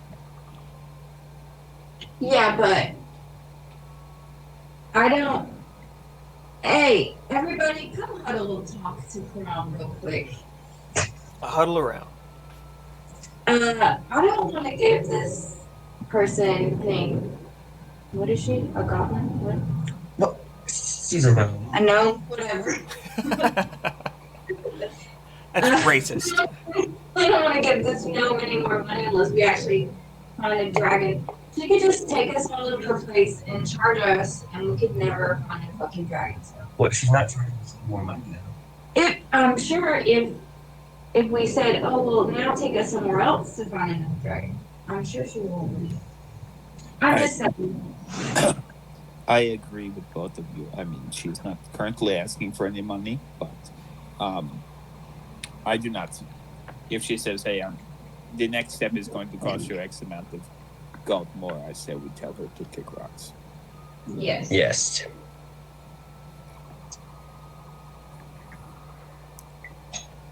All right. As you're all having your little powwow, she's over to the side. She seems to be just whittling at something. The metal child is just kind of looking around in curiosity at everything. At one point, goes up to the troll, kind of pokes one of its fingers into the eye socket of the still kind of smoking troll, and something pops and it kind of jumps back a little bit. Now, leave that there alone, okay? You're going to get all rusty. Kind of swivels over to you and shakes its head. Don't you shake your head, you will. Is a fluid and you are metal. That is rust. Looking at you, it taps its arm, its right arm anyway, which is made of brass, and it seems to be trying to tell you that this won't do as much rust as maybe others. Teenagers. This is true. Those metal teenagers. Those metal 300-year-old teenagers. They spent 3 centuries in hibernation. They think they know everything. You don't know how long they were in hibernation. I don't know. Okay, so I guess yeah. I mean, we don't have a whole lot of options other than to tentatively trust Harper and go back to town. Okay. Pick up superior healing potions. Oh, yes. That is right. Okay. There we go. So, heading back Excuse me. It took you a good couple days to get out here. Heading back with Harper bringing you back, and you've been this way before. It doesn't take any longer getting back. Once again, traveling through, it's fairly boring going. A couple of times you see things like, at one point you see a giant salamander, not the fire kind, but the slimy kind, kind of waddling its way along as fast as it can go, which is a little slower than you can walk. But it's a good 4 feet long as it kind of slips into a stream alongside the path. You see things like a group of undead squirrels that seem to be hunting something through the treetops. You're not sure what, but you can see these squirrels with like half of their faces rotted away and like some missing limbs and things like that, but jumping through the treetops after something in a kind of a pack, and you think, oh, well, that's something. But over the course of the next couple of days, of course, with the dome, you don't necessarily see anything that's going to hurt you. And making your way back into Braunbog, once again, as almost always, a slight rain coming down, mist coming from everywhere outside of town, and even sometimes just rising from the ground. You find yourself in this small town, about 800 people maybe, ish. But it's still, after the wilds of the Dreamseep marshland, it seems like civilization. What would you like to do now that you're back in town? Tim, Yes. did our traveling include a long rest so I can get my hit points back? Definitely. You had 2 long rests in there, so everybody take a long rest. You got your spells back. You got your hit points back. And it took something, just resting. You still have, these bite marks, of course, rolling, as you were resting and things, but with a little bit of herbs and things, you were able to ease the itching and the pain, and you're able to get your hit points back, as you are now feeling your full self. But back in Braunbog, the kind of surly residents just giving you half a look and then walking on, not seeming to be surprised by anything, even by the horns on Cirthus. What would you like to do? Do you guys want to sell this spleen first? Yeah, let's go to that potion shop. Okay. What are we selling? Or we're trading the spleen for superior healing potions. I thought he said bling. Speaking of which, I'd like to find out what that bracelet does. Oh yeah. I figured we'd yeah. be able to do that. Give me 1 sec. I'm gonna do something real quick. Did you want to let everybody else know what it was, or do you just want to know it yourself? Like, it's up to you. Depends on what I figure out, I guess. Well, I'll send it to you, and then you can decide then. Okie dokie. Let me find it. I'm gonna send it to you in your email, okay? Okay. By the way, I'm going to be letting my dogs out real quick, but I'm listening. I get you. Yeah. Where the heck did I put this? Oh, there it is. Pose.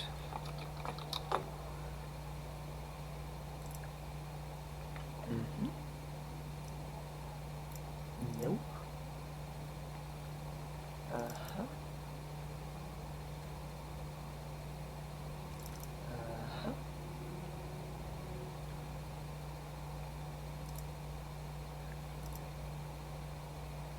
Okay. I'm sending that to Sean. The rest of you, in the meantime, yes, you have the spleen. We're going to say, because there is a bag of holding with y'all, you probably put it in there. So, it's, I mean, it hasn't rotted or anything in the couple days. So it's good enough. So the place you had talked to this lady, her name was Eberfa Maddock. It was Maddock's Medical Market, which was a kind of potion shop that dealt with mainly healing potions and things like that. She seemed like she was kind of a wholesaler of sorts in the area.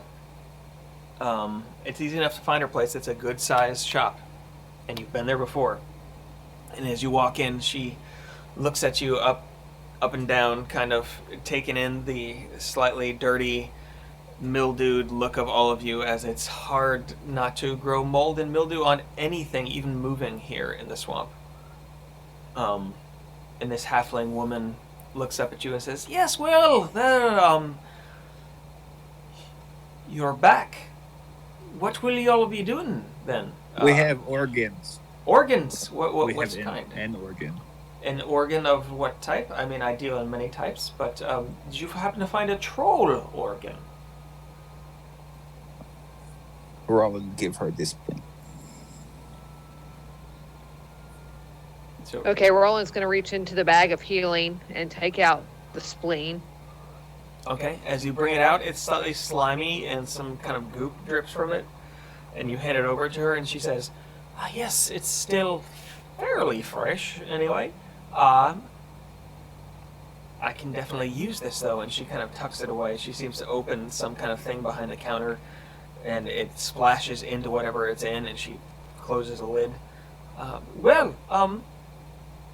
What had I promised y'all for this? I'm having trouble remembering. It was 2 or 3 superior healing potions, I believe. Well, that's... Was it 2 or 3? Well, let me calculate, because this will allow me to, of course, with the addition of some mushrooms and things like that, I'd say 3, yes. 3 superior healing potions. I can do that. She kind of grabs behind, brings out a crate, and as she puts it out on the countertop, it jostles, and you can hear all this glass kind of tinkle together. And she takes out 1, and then 2, and then 3 good-sized round-bottomed flasks made of glass with stoppers in the top that look like they're made of probably cork or something like that. And she says, well, here you are. 3 superior healing potions. As I promised. Should you ever come across anything else strange out there in the swamp, please bring it to my attention. I'm always buying, especially if it's chemically distinct from anything else.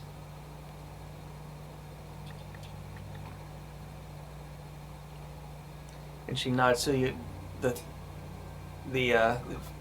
well, 5 of you who are here, and puts the crate back under, and says, is there anything else I can get you while you're hidden here in the shop? What kind of poisons? About dragons?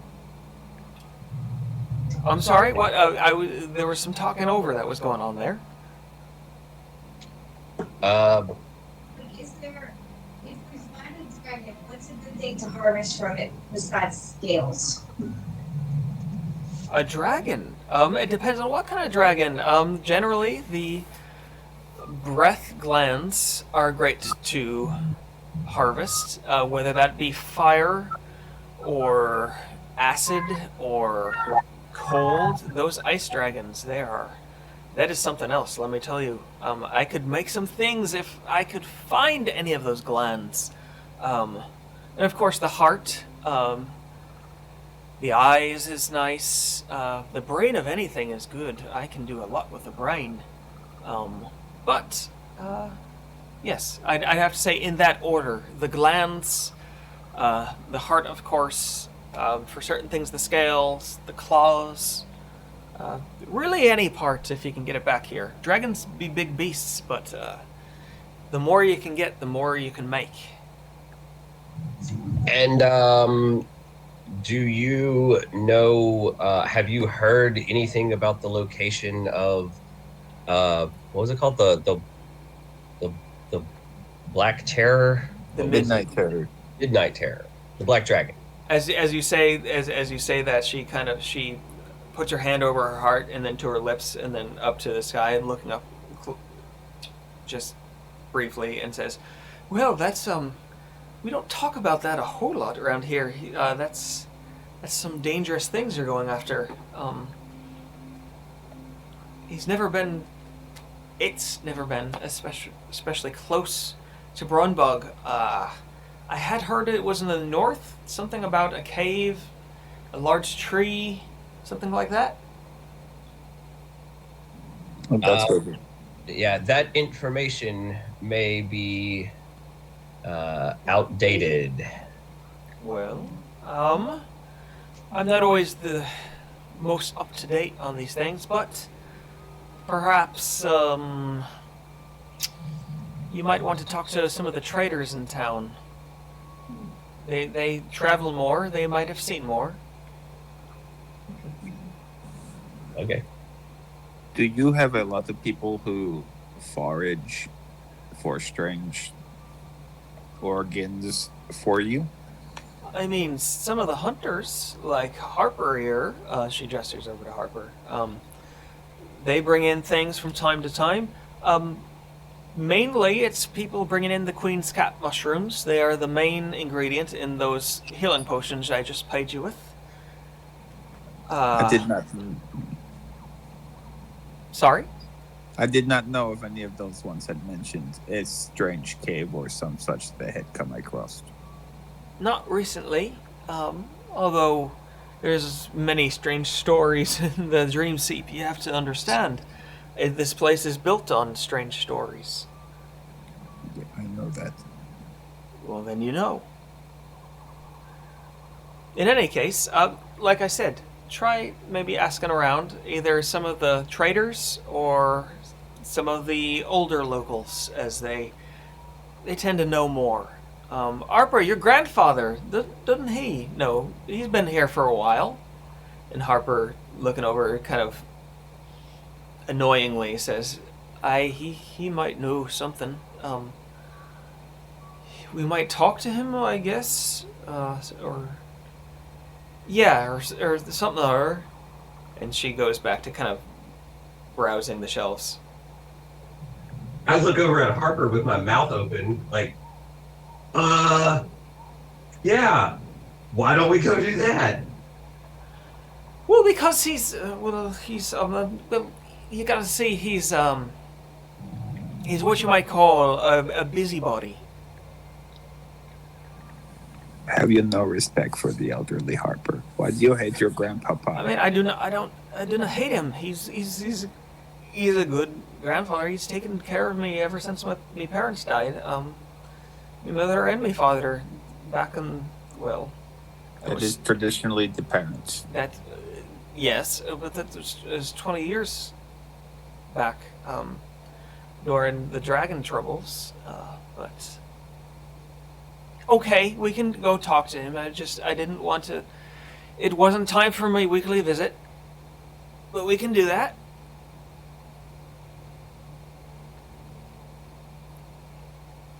If y'all would like to.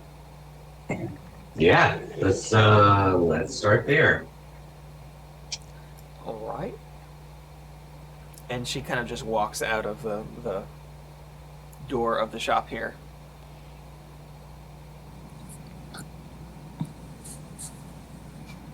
Leading you along the street of Bronbog. You get to a point where you're at near the southern edge of what you would call town here. And the few buildings that there are there kind of become less what's the word I'm looking for? Less often. And after a couple of minutes, she leads you up to a small cottage, it looks like. Roughly built of logs and things, but still very neat. There's a small front yard and a gate made of sticks and logs. And she walks up to the front, and as she pushes open the door, she raps on it 3 times and says, "Oi, Gran, we're here." And you hear from inside this voice that yells out, "Oi, well, it'll be 1 second. I'm dealing with something. I was just making some tea.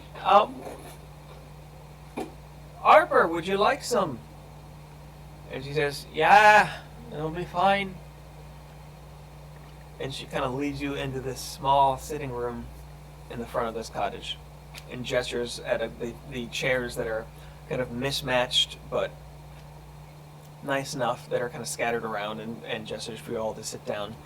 And she walks back through a door, kind of through a curtain, and you hear some voices going back and forth a little bit, and you don't, well, let me see something.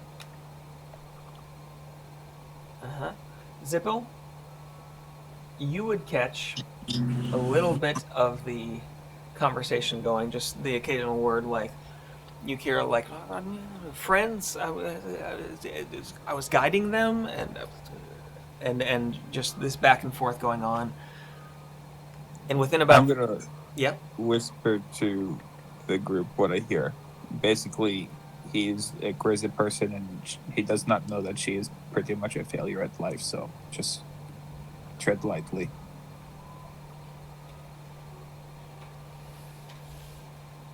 Okay. Within a minute or two, she comes back in with a smile on her face and says, "Hi, here's my grandfather. His name's Hamish. He's a good one." And she goes to find a seat and kind of plops herself down as this elderly gnome, probably one of the oldest gnomes any of you have ever seen. No hair left on the head, a little bit of kind of a fuzz on the chin, just wispy. In one hand, just with a small cane, roughly made, but smooth at the handle and at the knob, as it's been used for a long time. Just coming into the room, holding on the other hand in his right hand a tray with a nice tea set on it. Looks like made of bone china. At least the teapot is. The cups seem to be like the chairs in the room, kind of mismatched. Maybe some of different sets of china, others just made of wood. One made of, it looks like the mortar from a mortar and pestle set, but without the pestle. And he sets it down on a table in the middle of the room and says, "Oi, well, it's good to be seeing you here. You are friends of Harper's, then. She's guiding you, she says." Yeah, I give him a respectful greeting in Gnomish, like a formal Gnomish hello, like I would give to an elder. What does that sound like? I don't, however Gnomish sounds. Yes, in Gnomish, yes. And then I say, yeah, she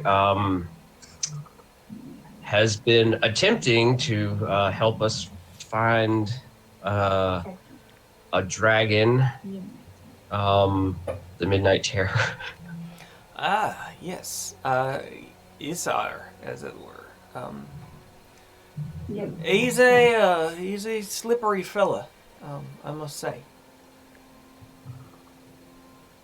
Yes, we've had some trouble in locating him. Well, I mean, he's been over the years, sighted in many places. It really depends, I suppose. Uh,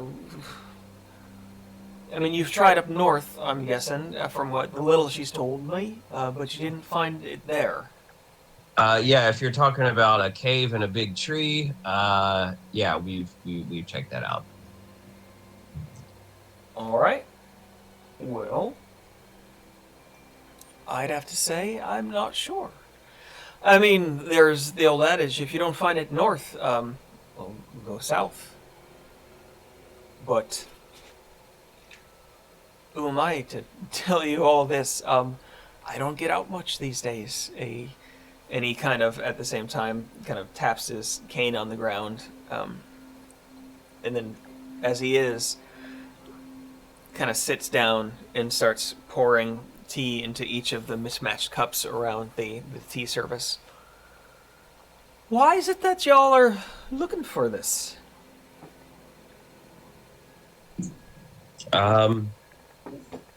Jury. Is that what you want to say? I mean, I don't know if I'm more of this. Yeah, it's just your usual adventures. Interesting. I did a bit of my own adventuring back in the day. I mean, back in the day is, I don't know, a ways back, if you get my meaning.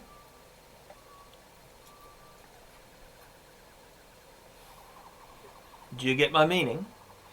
Being a long time ago, yes. Well, I mean to say, well, it's rude to talk about well, one's age, but let's just say I remember, well, I remember things none of you here probably remember.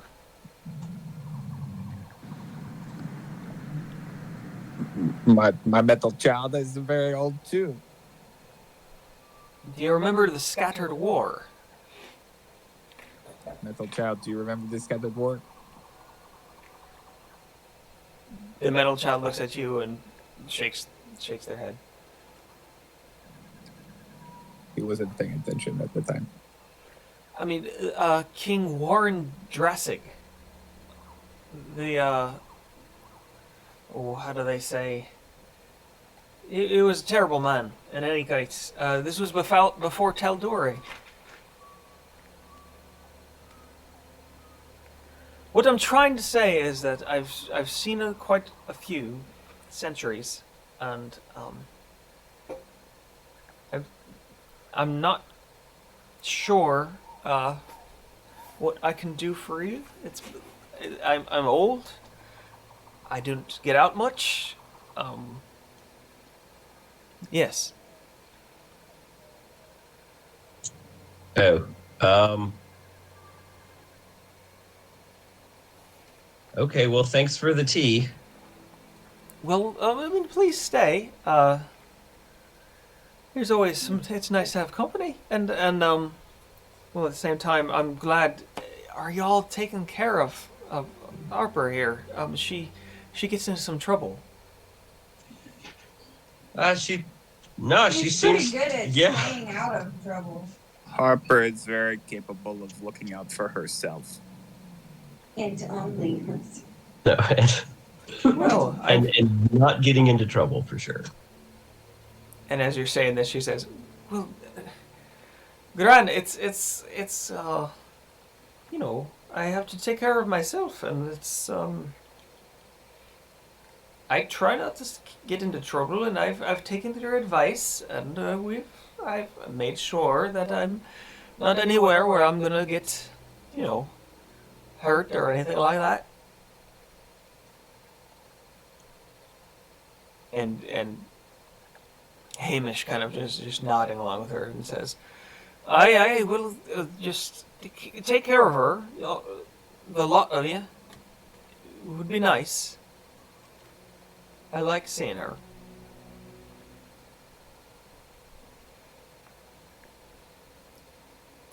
Anyway, well, if you need to go, that's fine. I'll be here if you need anything. Um, I was quite, the warrior in my own day.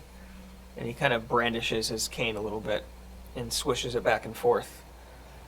And it seems to have a fairly steady hand for someone as old, possibly, as he claims to be. Well, okay, yeah, you know how it is. And you would know, Chomp, that for you anyway, it's a well-known fact that gnomes can live, up to 400 or 500 years old. Right.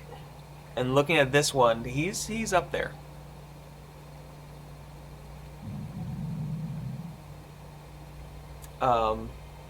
And he nods to you and kind of, well, I'll be over here in the kitchen and I'm making dinner. And he kind of walks into the back. Well, Harper, I think your grandfather is lovely. He's a nice man. Aye? Harper. No, I'm sorry. Go on. No, I mean, I'm listening.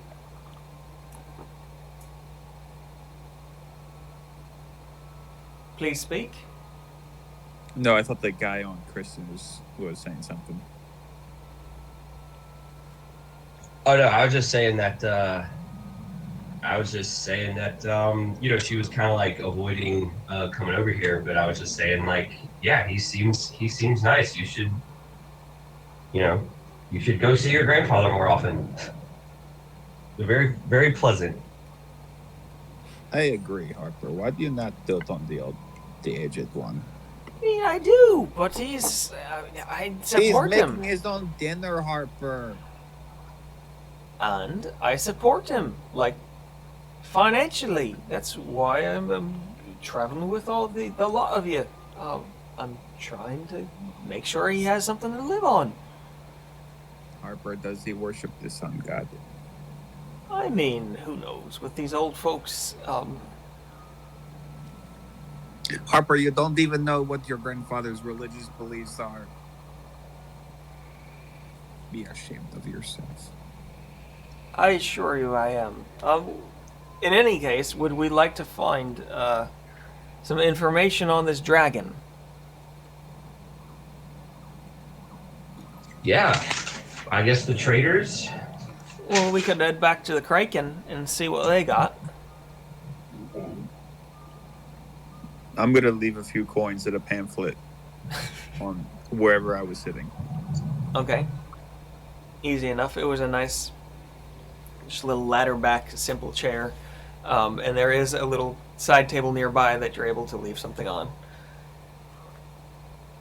But heading back out into the street, you make your way now familiar. It's not too hard to get familiar with Braunbog. There aren't many places in it.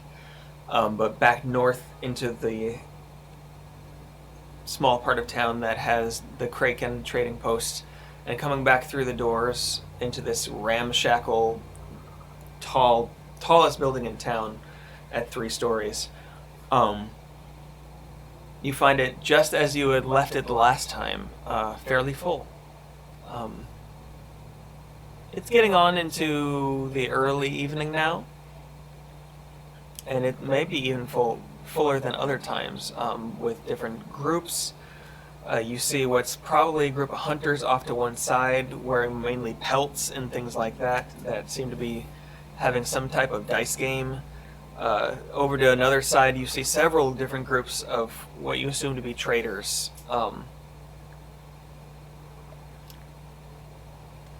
Yeah, but it's kind of a whirlwind of sound and sight as you come in. What would y'all like to do?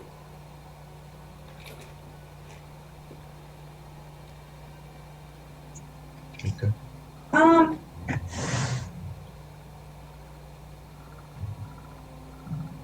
Okay, so I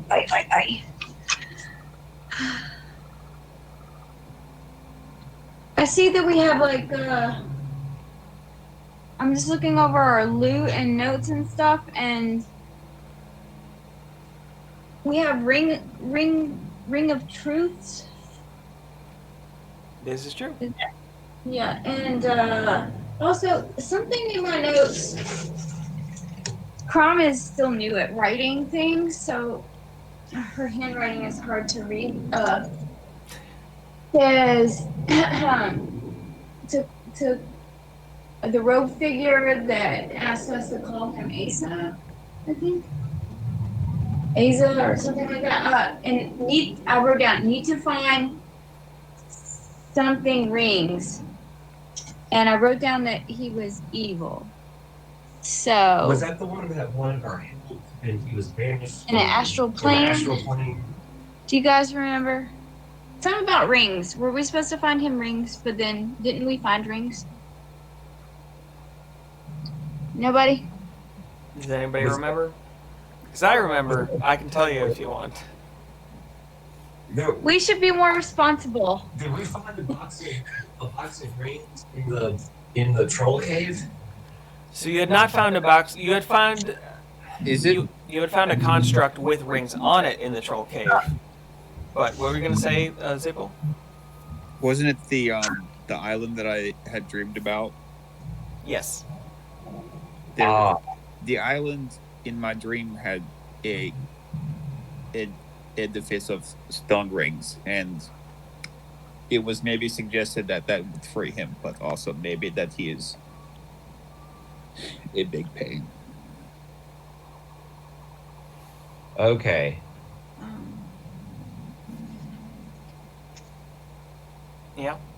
But everything he told us was apparently true. Right. Right. So I guess we haven't really knowingly found an opportunity to help him. Like, we were debating on whether or not we should help him, but it's been kind of like, haven't found stone rings on an island, or I don't know. Yeah. I also have the ability to commune with Goddess of knowledge. Yeah. Ayun. I can, but I can only ask yes or no questions. So if y'all want me to do that, I can, to help us figure out what our next step is, or Okay. Is there all.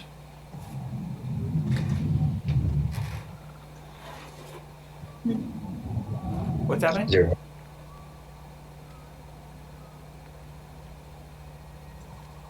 I mean, if we come up with some questions to ask Ayun, then Crom can go ask.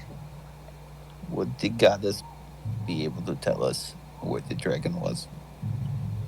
I believe only yes or no questions, and it could also be like, I don't know. The answer could be, I don't know, I think.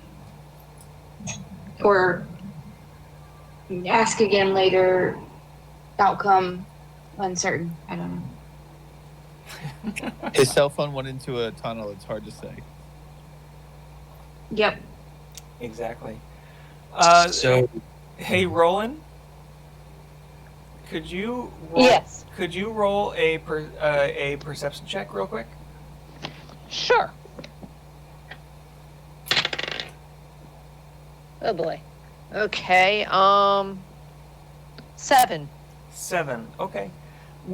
Within this, as some of you all are discussing things in the middle of this kind of rambling common room in this pub kind of place, you don't hear quite what it's about, but there is a commotion going on over to your right from the door as you all are kind of milling around talking about this.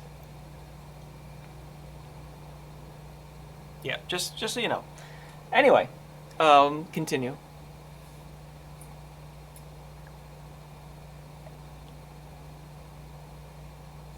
So yeah, I guess we could get Crom to ask Ayun about the location. If we have a suspected location, Crom could ask Ayun if we were going in the right direction, which may have been helpful to do earlier, but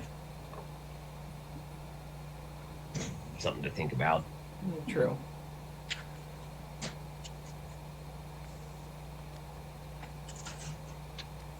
All right. What do you want to do then? Oh yeah, but what did Vesta say to us the other She day? said, here, take this golden spatula and call me if you need me. Right. But that was more for like help in a dire situation, right? Yeah, I guess. Like if we really need to flip those eggs. Yeah. As you do. You got some pancakes that are just going to burn on one side. Yeah, Vesta, help us. I guess we go talk to some traders. Wait, is there a commotion? Did we hear it?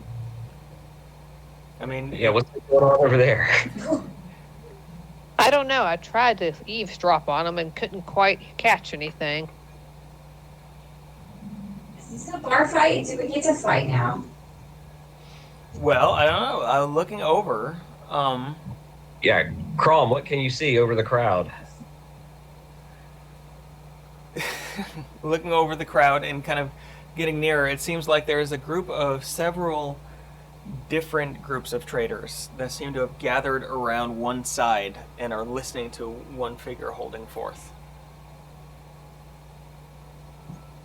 Yeah, let's push our way over there to within earshot. Okay. Oh gosh, I gotta find this. All right. So, pushing your way through the crowd a bit, you start to hear one voice coming through loudly, and getting near the edge of kind of this semicircle around this person. They're standing on a table. It's this kind of emaciated-looking human with a shaved bald head and a soul patch. It seems to be just animatedly talking about their experience. And as you come up, you hear, and then you do not think you would know what would happen then, but the thing, it had oozing sores with green pus coming out of many places on it. It seemed to be moving unnaturally fast, as if it was coming from everywhere at once. And it killed, once again, as I've been through several times, just kind of gesturing around at different people within the group. Killed everyone but me, taking our entire stock and trade down with it into the depths. I'm not exactly sure what it was, but it was dark, and it was underground, and it was terrifying. And they kind of collapse a little bit down onto their knees, just kind of shaking a little bit as they cover their face. And everybody murmurs kind of around, just kind of talk to each other in whispers and low voices. Oh no. Oh That no. sounds like he had a bad experience.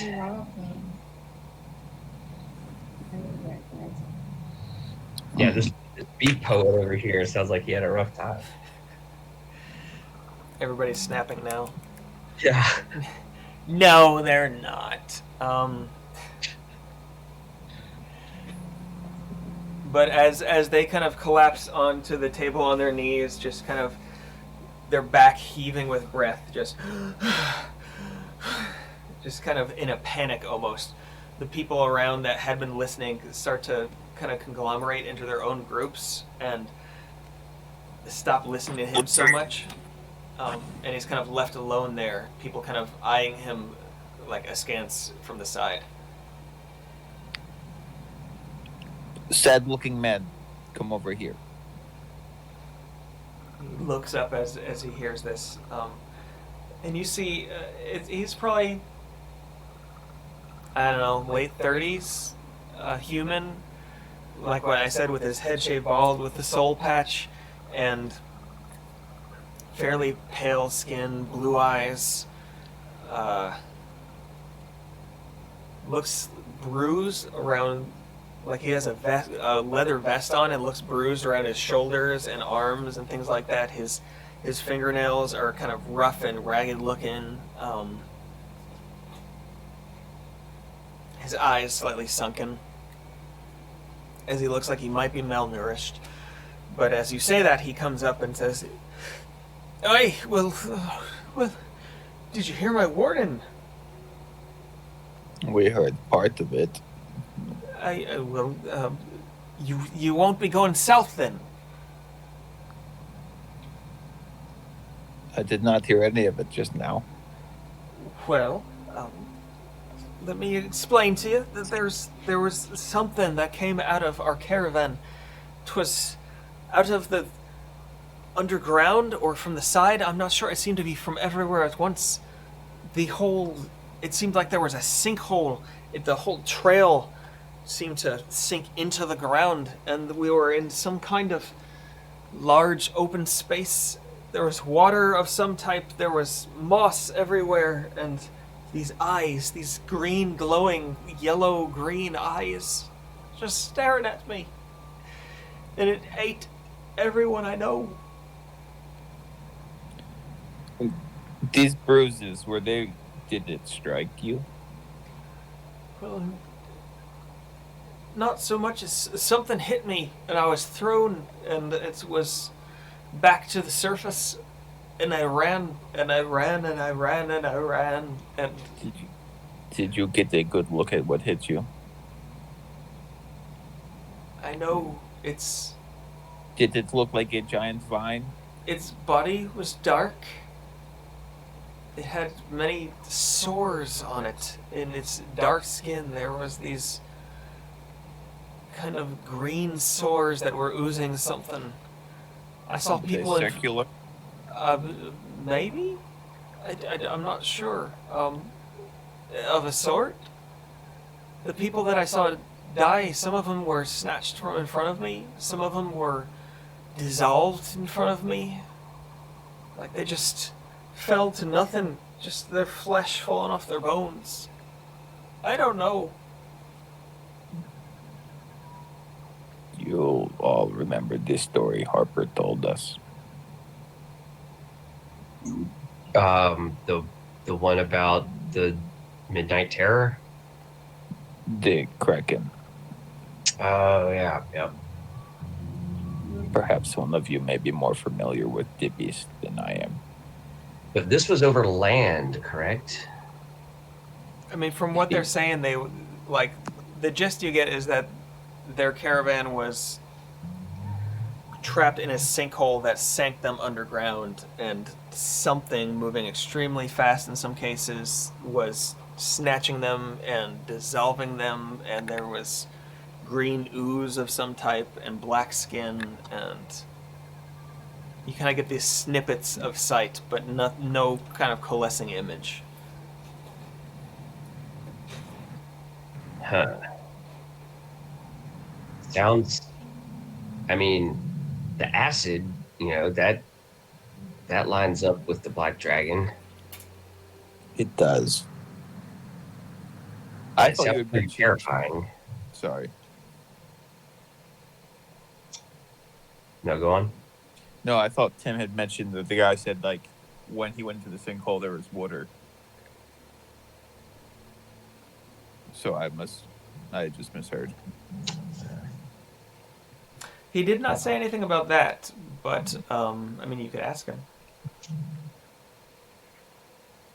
He's still there, kind of trembling in front of you, kind of shaken, but, he seems to have been trying to warn people, but at the same time having a few drinks, so he's lucid, but forthcoming. Could you take us there? Do you remember the way? I remember the area. I'm not gonna go back there. No. But there were 3 trees collapsed, huge trees collapsed into each other in a kind of a tripod right near where it happened. It's a part of the swamp to the south of here, a ways, several days anyway, where there's many strange things, large beasts, some of whom don't bother you much. They just eat the trees, and they're very tall.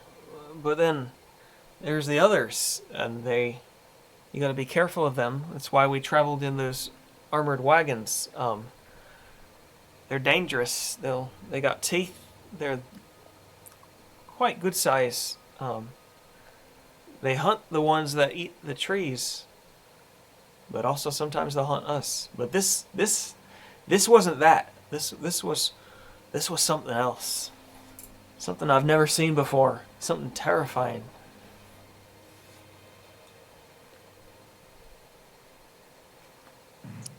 Wow. Well, the south sounds scary.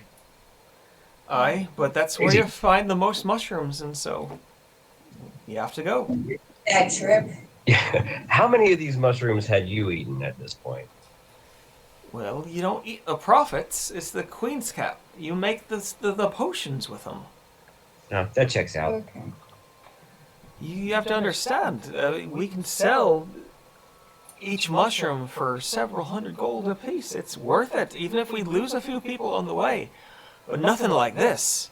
Nothing like the entire caravan being sucked down and then destroyed and consumed or something. Is Harper still here? I mean, Harper's with you. He's just kind of watching, arms crossed, from along the bar. Little one, does this area sound familiar? The trees? She looks at you and says, "Aye, it's...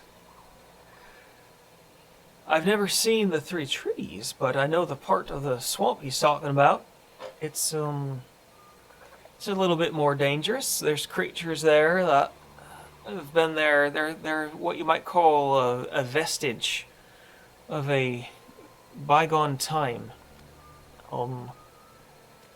Large, scaly, some dangerous, some not. But Are you insulting me personally, or? well, no, you're not. No, that was a lizard folk joke. It's fine. I'm trying to be serious here. I'm not gonna lie. It's the same kind of thing.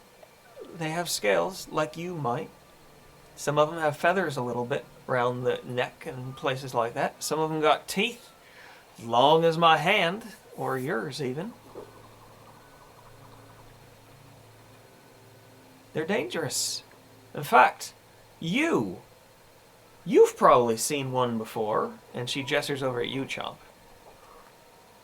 You turned into one. Oh. So they got dinosaurs in the south. I don't know if that's what they call it, but That's what wizards call them. It's a wizard term, dinosaur.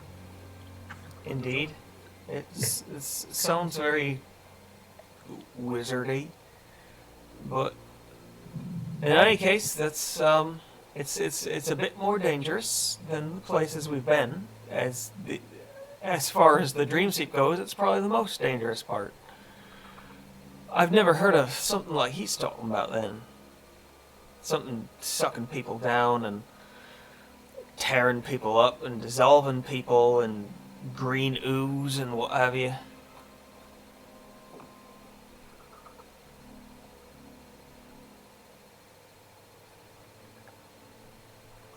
Well, you know what they say. If you've already been north, Go south. then that's where you got to go next. Is south. I think is how the saying goes. Well, I mean, that's a saying, but I wouldn't listen to my grand much. He's a crazy old coot. You're a crazy old kook. Yeah, you really need to be nicer to him. Why are you so mean? Not mean, it's just he's he's old and he's infirm as it was, and I'm taking care of him as best I can. Every other time you have spoken of him, you have been insulting. I'm doing whatever I can. That's why I took this job.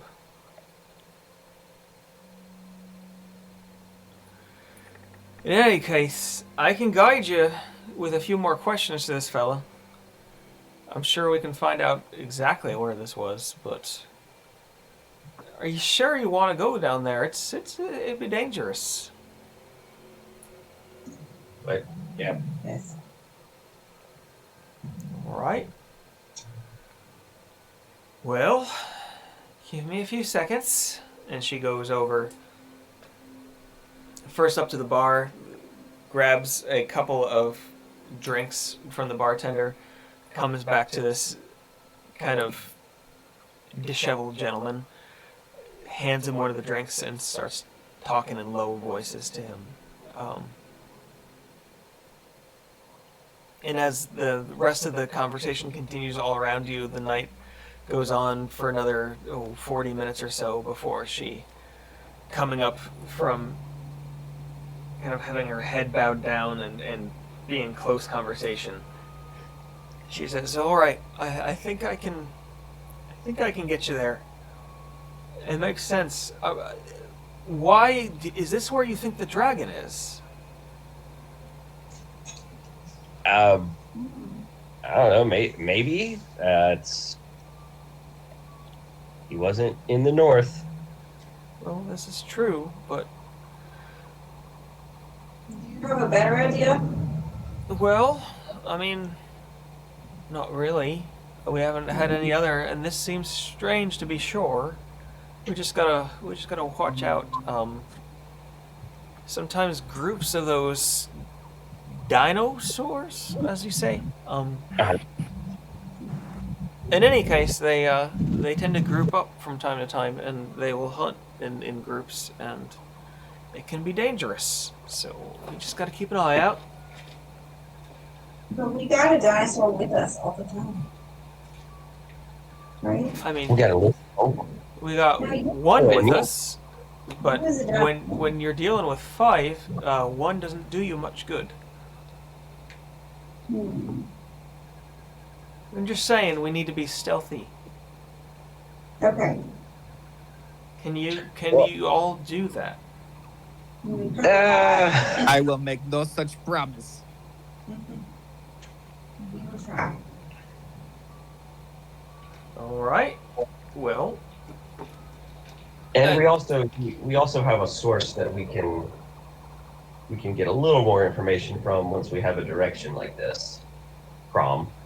Okay.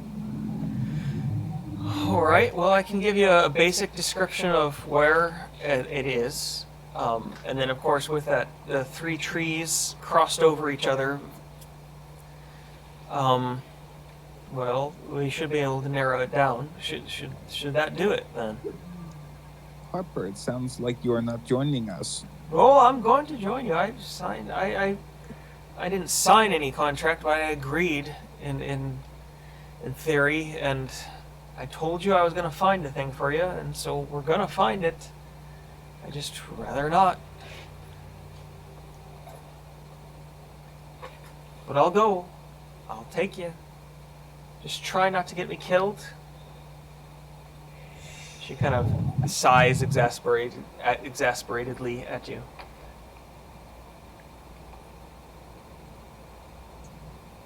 All right, yeah, sounds like a plan.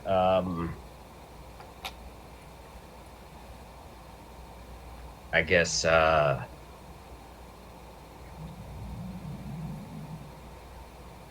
we Well, can. Well, you We said can, you were going to confirm it then. Yeah, tonight we'll go. Crom will go talk to her source, her knowledge source, and then we can set off first thing in the morning. Sound good? I'll bunk up for the night at my grand's, and then I'll meet you in the morning here. All right. All right. And she takes the last drink out of her mug, just kind of slams it down on the bar, and walks out. The rest of you, you're able to. I mean, you had been previously able to hire rooms here before. You can do so again. It's fairly cheap. 5 silver, if I remember, altogether. But Okay, yeah. Let's get some rooms. gathering in a room, the kind of hushed murmur from the first floor barely penetrating into the third floor where you've hired a few of these rooms. You all gather in one of them, and Crom, invoking the sword in front of you, would you like to try to talk to oh gosh, your person? I It's up to you. I mean, you don't have to. yeah. What do you guys want me to ask? Yeah, do you have questions? All right. I What just need- are the questions? you guys? I guess we need to know, are we going to are we gonna find the dragon in the south? Is the black dragon the midnight terror, is that in the south? Or are we gonna find it? Do I need to be more specific than the south? Like the south of us, but I guess you could ask, will traveling to the location in the south with the 3 trees that we heard about, will that lead us to the black dragon? Could we ask if the man was attacked by the black dragon? Yeah, that's a good one. Okay. And 3.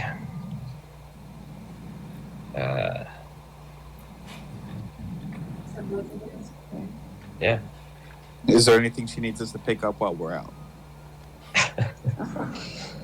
Like, you need some bacon, some toilet paper. she could say yes, but we never know what she needed. This is true. Um,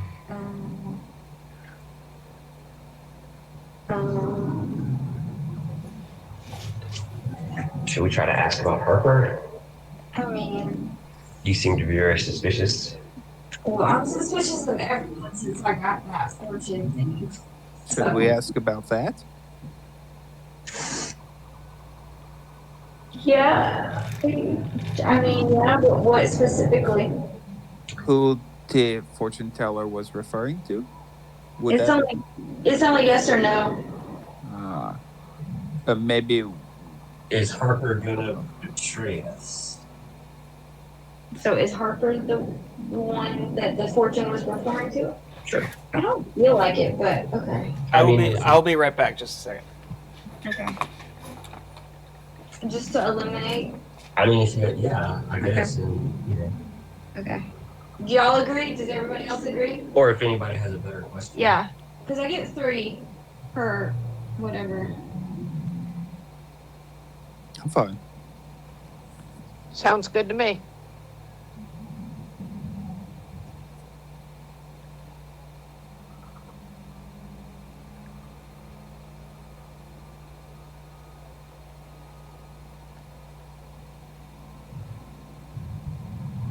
Yeah, it says divine beings aren't necessarily omniscient, so you might receive unclear as an answer if the question pertains to information that lies beyond the deity's knowledge. In a case where a one-word answer could be misleading or contrary to the deity's interest, the GM might offer a short phrase as an answer instead. So, hopefully.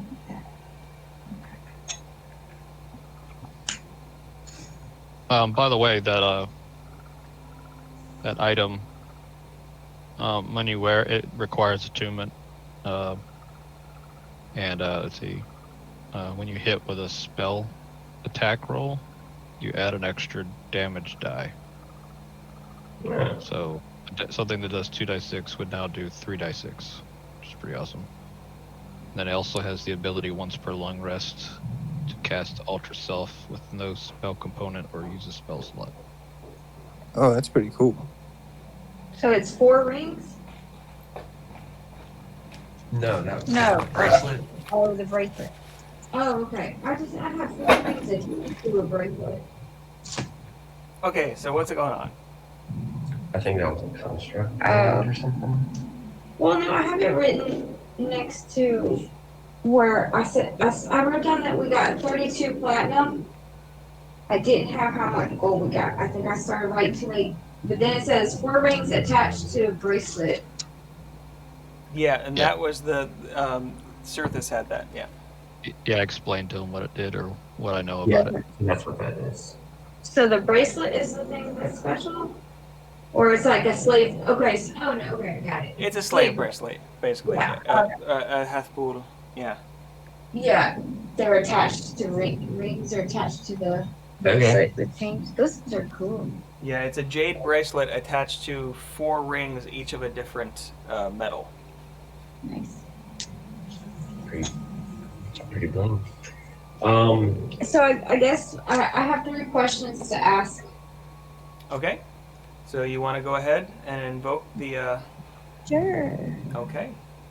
So as you kind of kneel or sit down, kind of lotus style, in the middle of the room with the blade out in front of you, staring at the hilt where not the hilt, but actually etched on the blade where the 3 eyes are etched, everything kind of fades out after a few seconds of concentration, and you just hear nothing, and you see nothing until you feel slight pressure under your feet suddenly, and you find yourself once again standing in this kind of gray space back at what you recognize as the bottom of the well.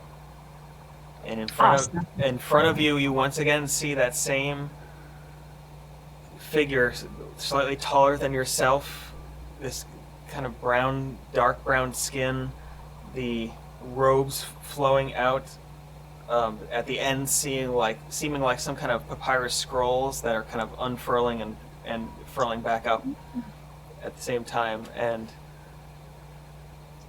her bright white eyes look at you, and she says to you, "What would you know, child?" Hey. Okay. Are we going to find the black dragon in the south with the 3 trees that make a thing? What was it? A triangle? Yeah, triangle. Yeah, triangle. You were described as 3 trees that all fall together in a kind of pyramid shape. Yeah. But as you ask this, the well-known third eye in the middle of her forehead opens up, and you see that same bright glow as is in her other eyes. And as she looks at you with all 3, she says, "Yes." Awesome. Okay, cool. Cool. Was that the man in the tavern place, was it attacked by the black dragon? Was that what attacked him? She cocks her head to the side a little bit and says, "Yes." Oh. Cool. And is Harper the person that we shouldn't trust, that the fortune warned us against? She puts one hand to her chin and says, "No." Okay. And as Okay, and as you thank her, and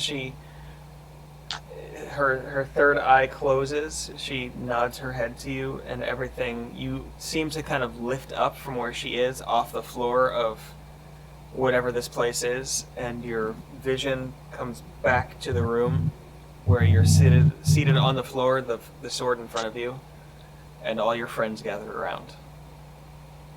Okay, guys, so looks like we're going to the south. And yes, that was the Black Dragon. And Harper, I think Harper is cool for now, at least. So there you go. All right. All right. And with that, I think I'm going to end for this week. Cool. But there is exciting times ahead because, you know, dinosaurs. Yay. Woo! Interesting. Yes. Interesting. But yeah, if anybody has anything that they want to know or anything, just like usual, email me. I have been told by some people at Navicent that within the next couple weeks, vaccinations are probably going to start to be available in the area. Nice. So I'll try to just let you all know if I hear about when they do become available, because that would be great. Yeah. And yeah. Oh, Kristen, did you end up applying for that job? I did, yeah. Awesome. Cool. I hope Yep. you get it. Oh, me too. It would be great to get out of the house again. Yeah, I know, right? And it is a really good job. Like, you get to work with all kinds of community organizations and stuff, and so, yeah. Yeah. Yep. Crossing my fingers. Awesome. And the rest of you, I miss y'all, and I wish we soon maybe we can do. Yeah. Yep. Yeah, That'll be good. that would be nice. All right. Well, Cool. I will. Thank you. Yeah, thanks for. And 2 weeks is good for everybody. Should be. Yeah. Yeah. All right, awesome. Thanks. I'll see y'all later then. Bye. Thanks, Again, Tim. have a good Bye.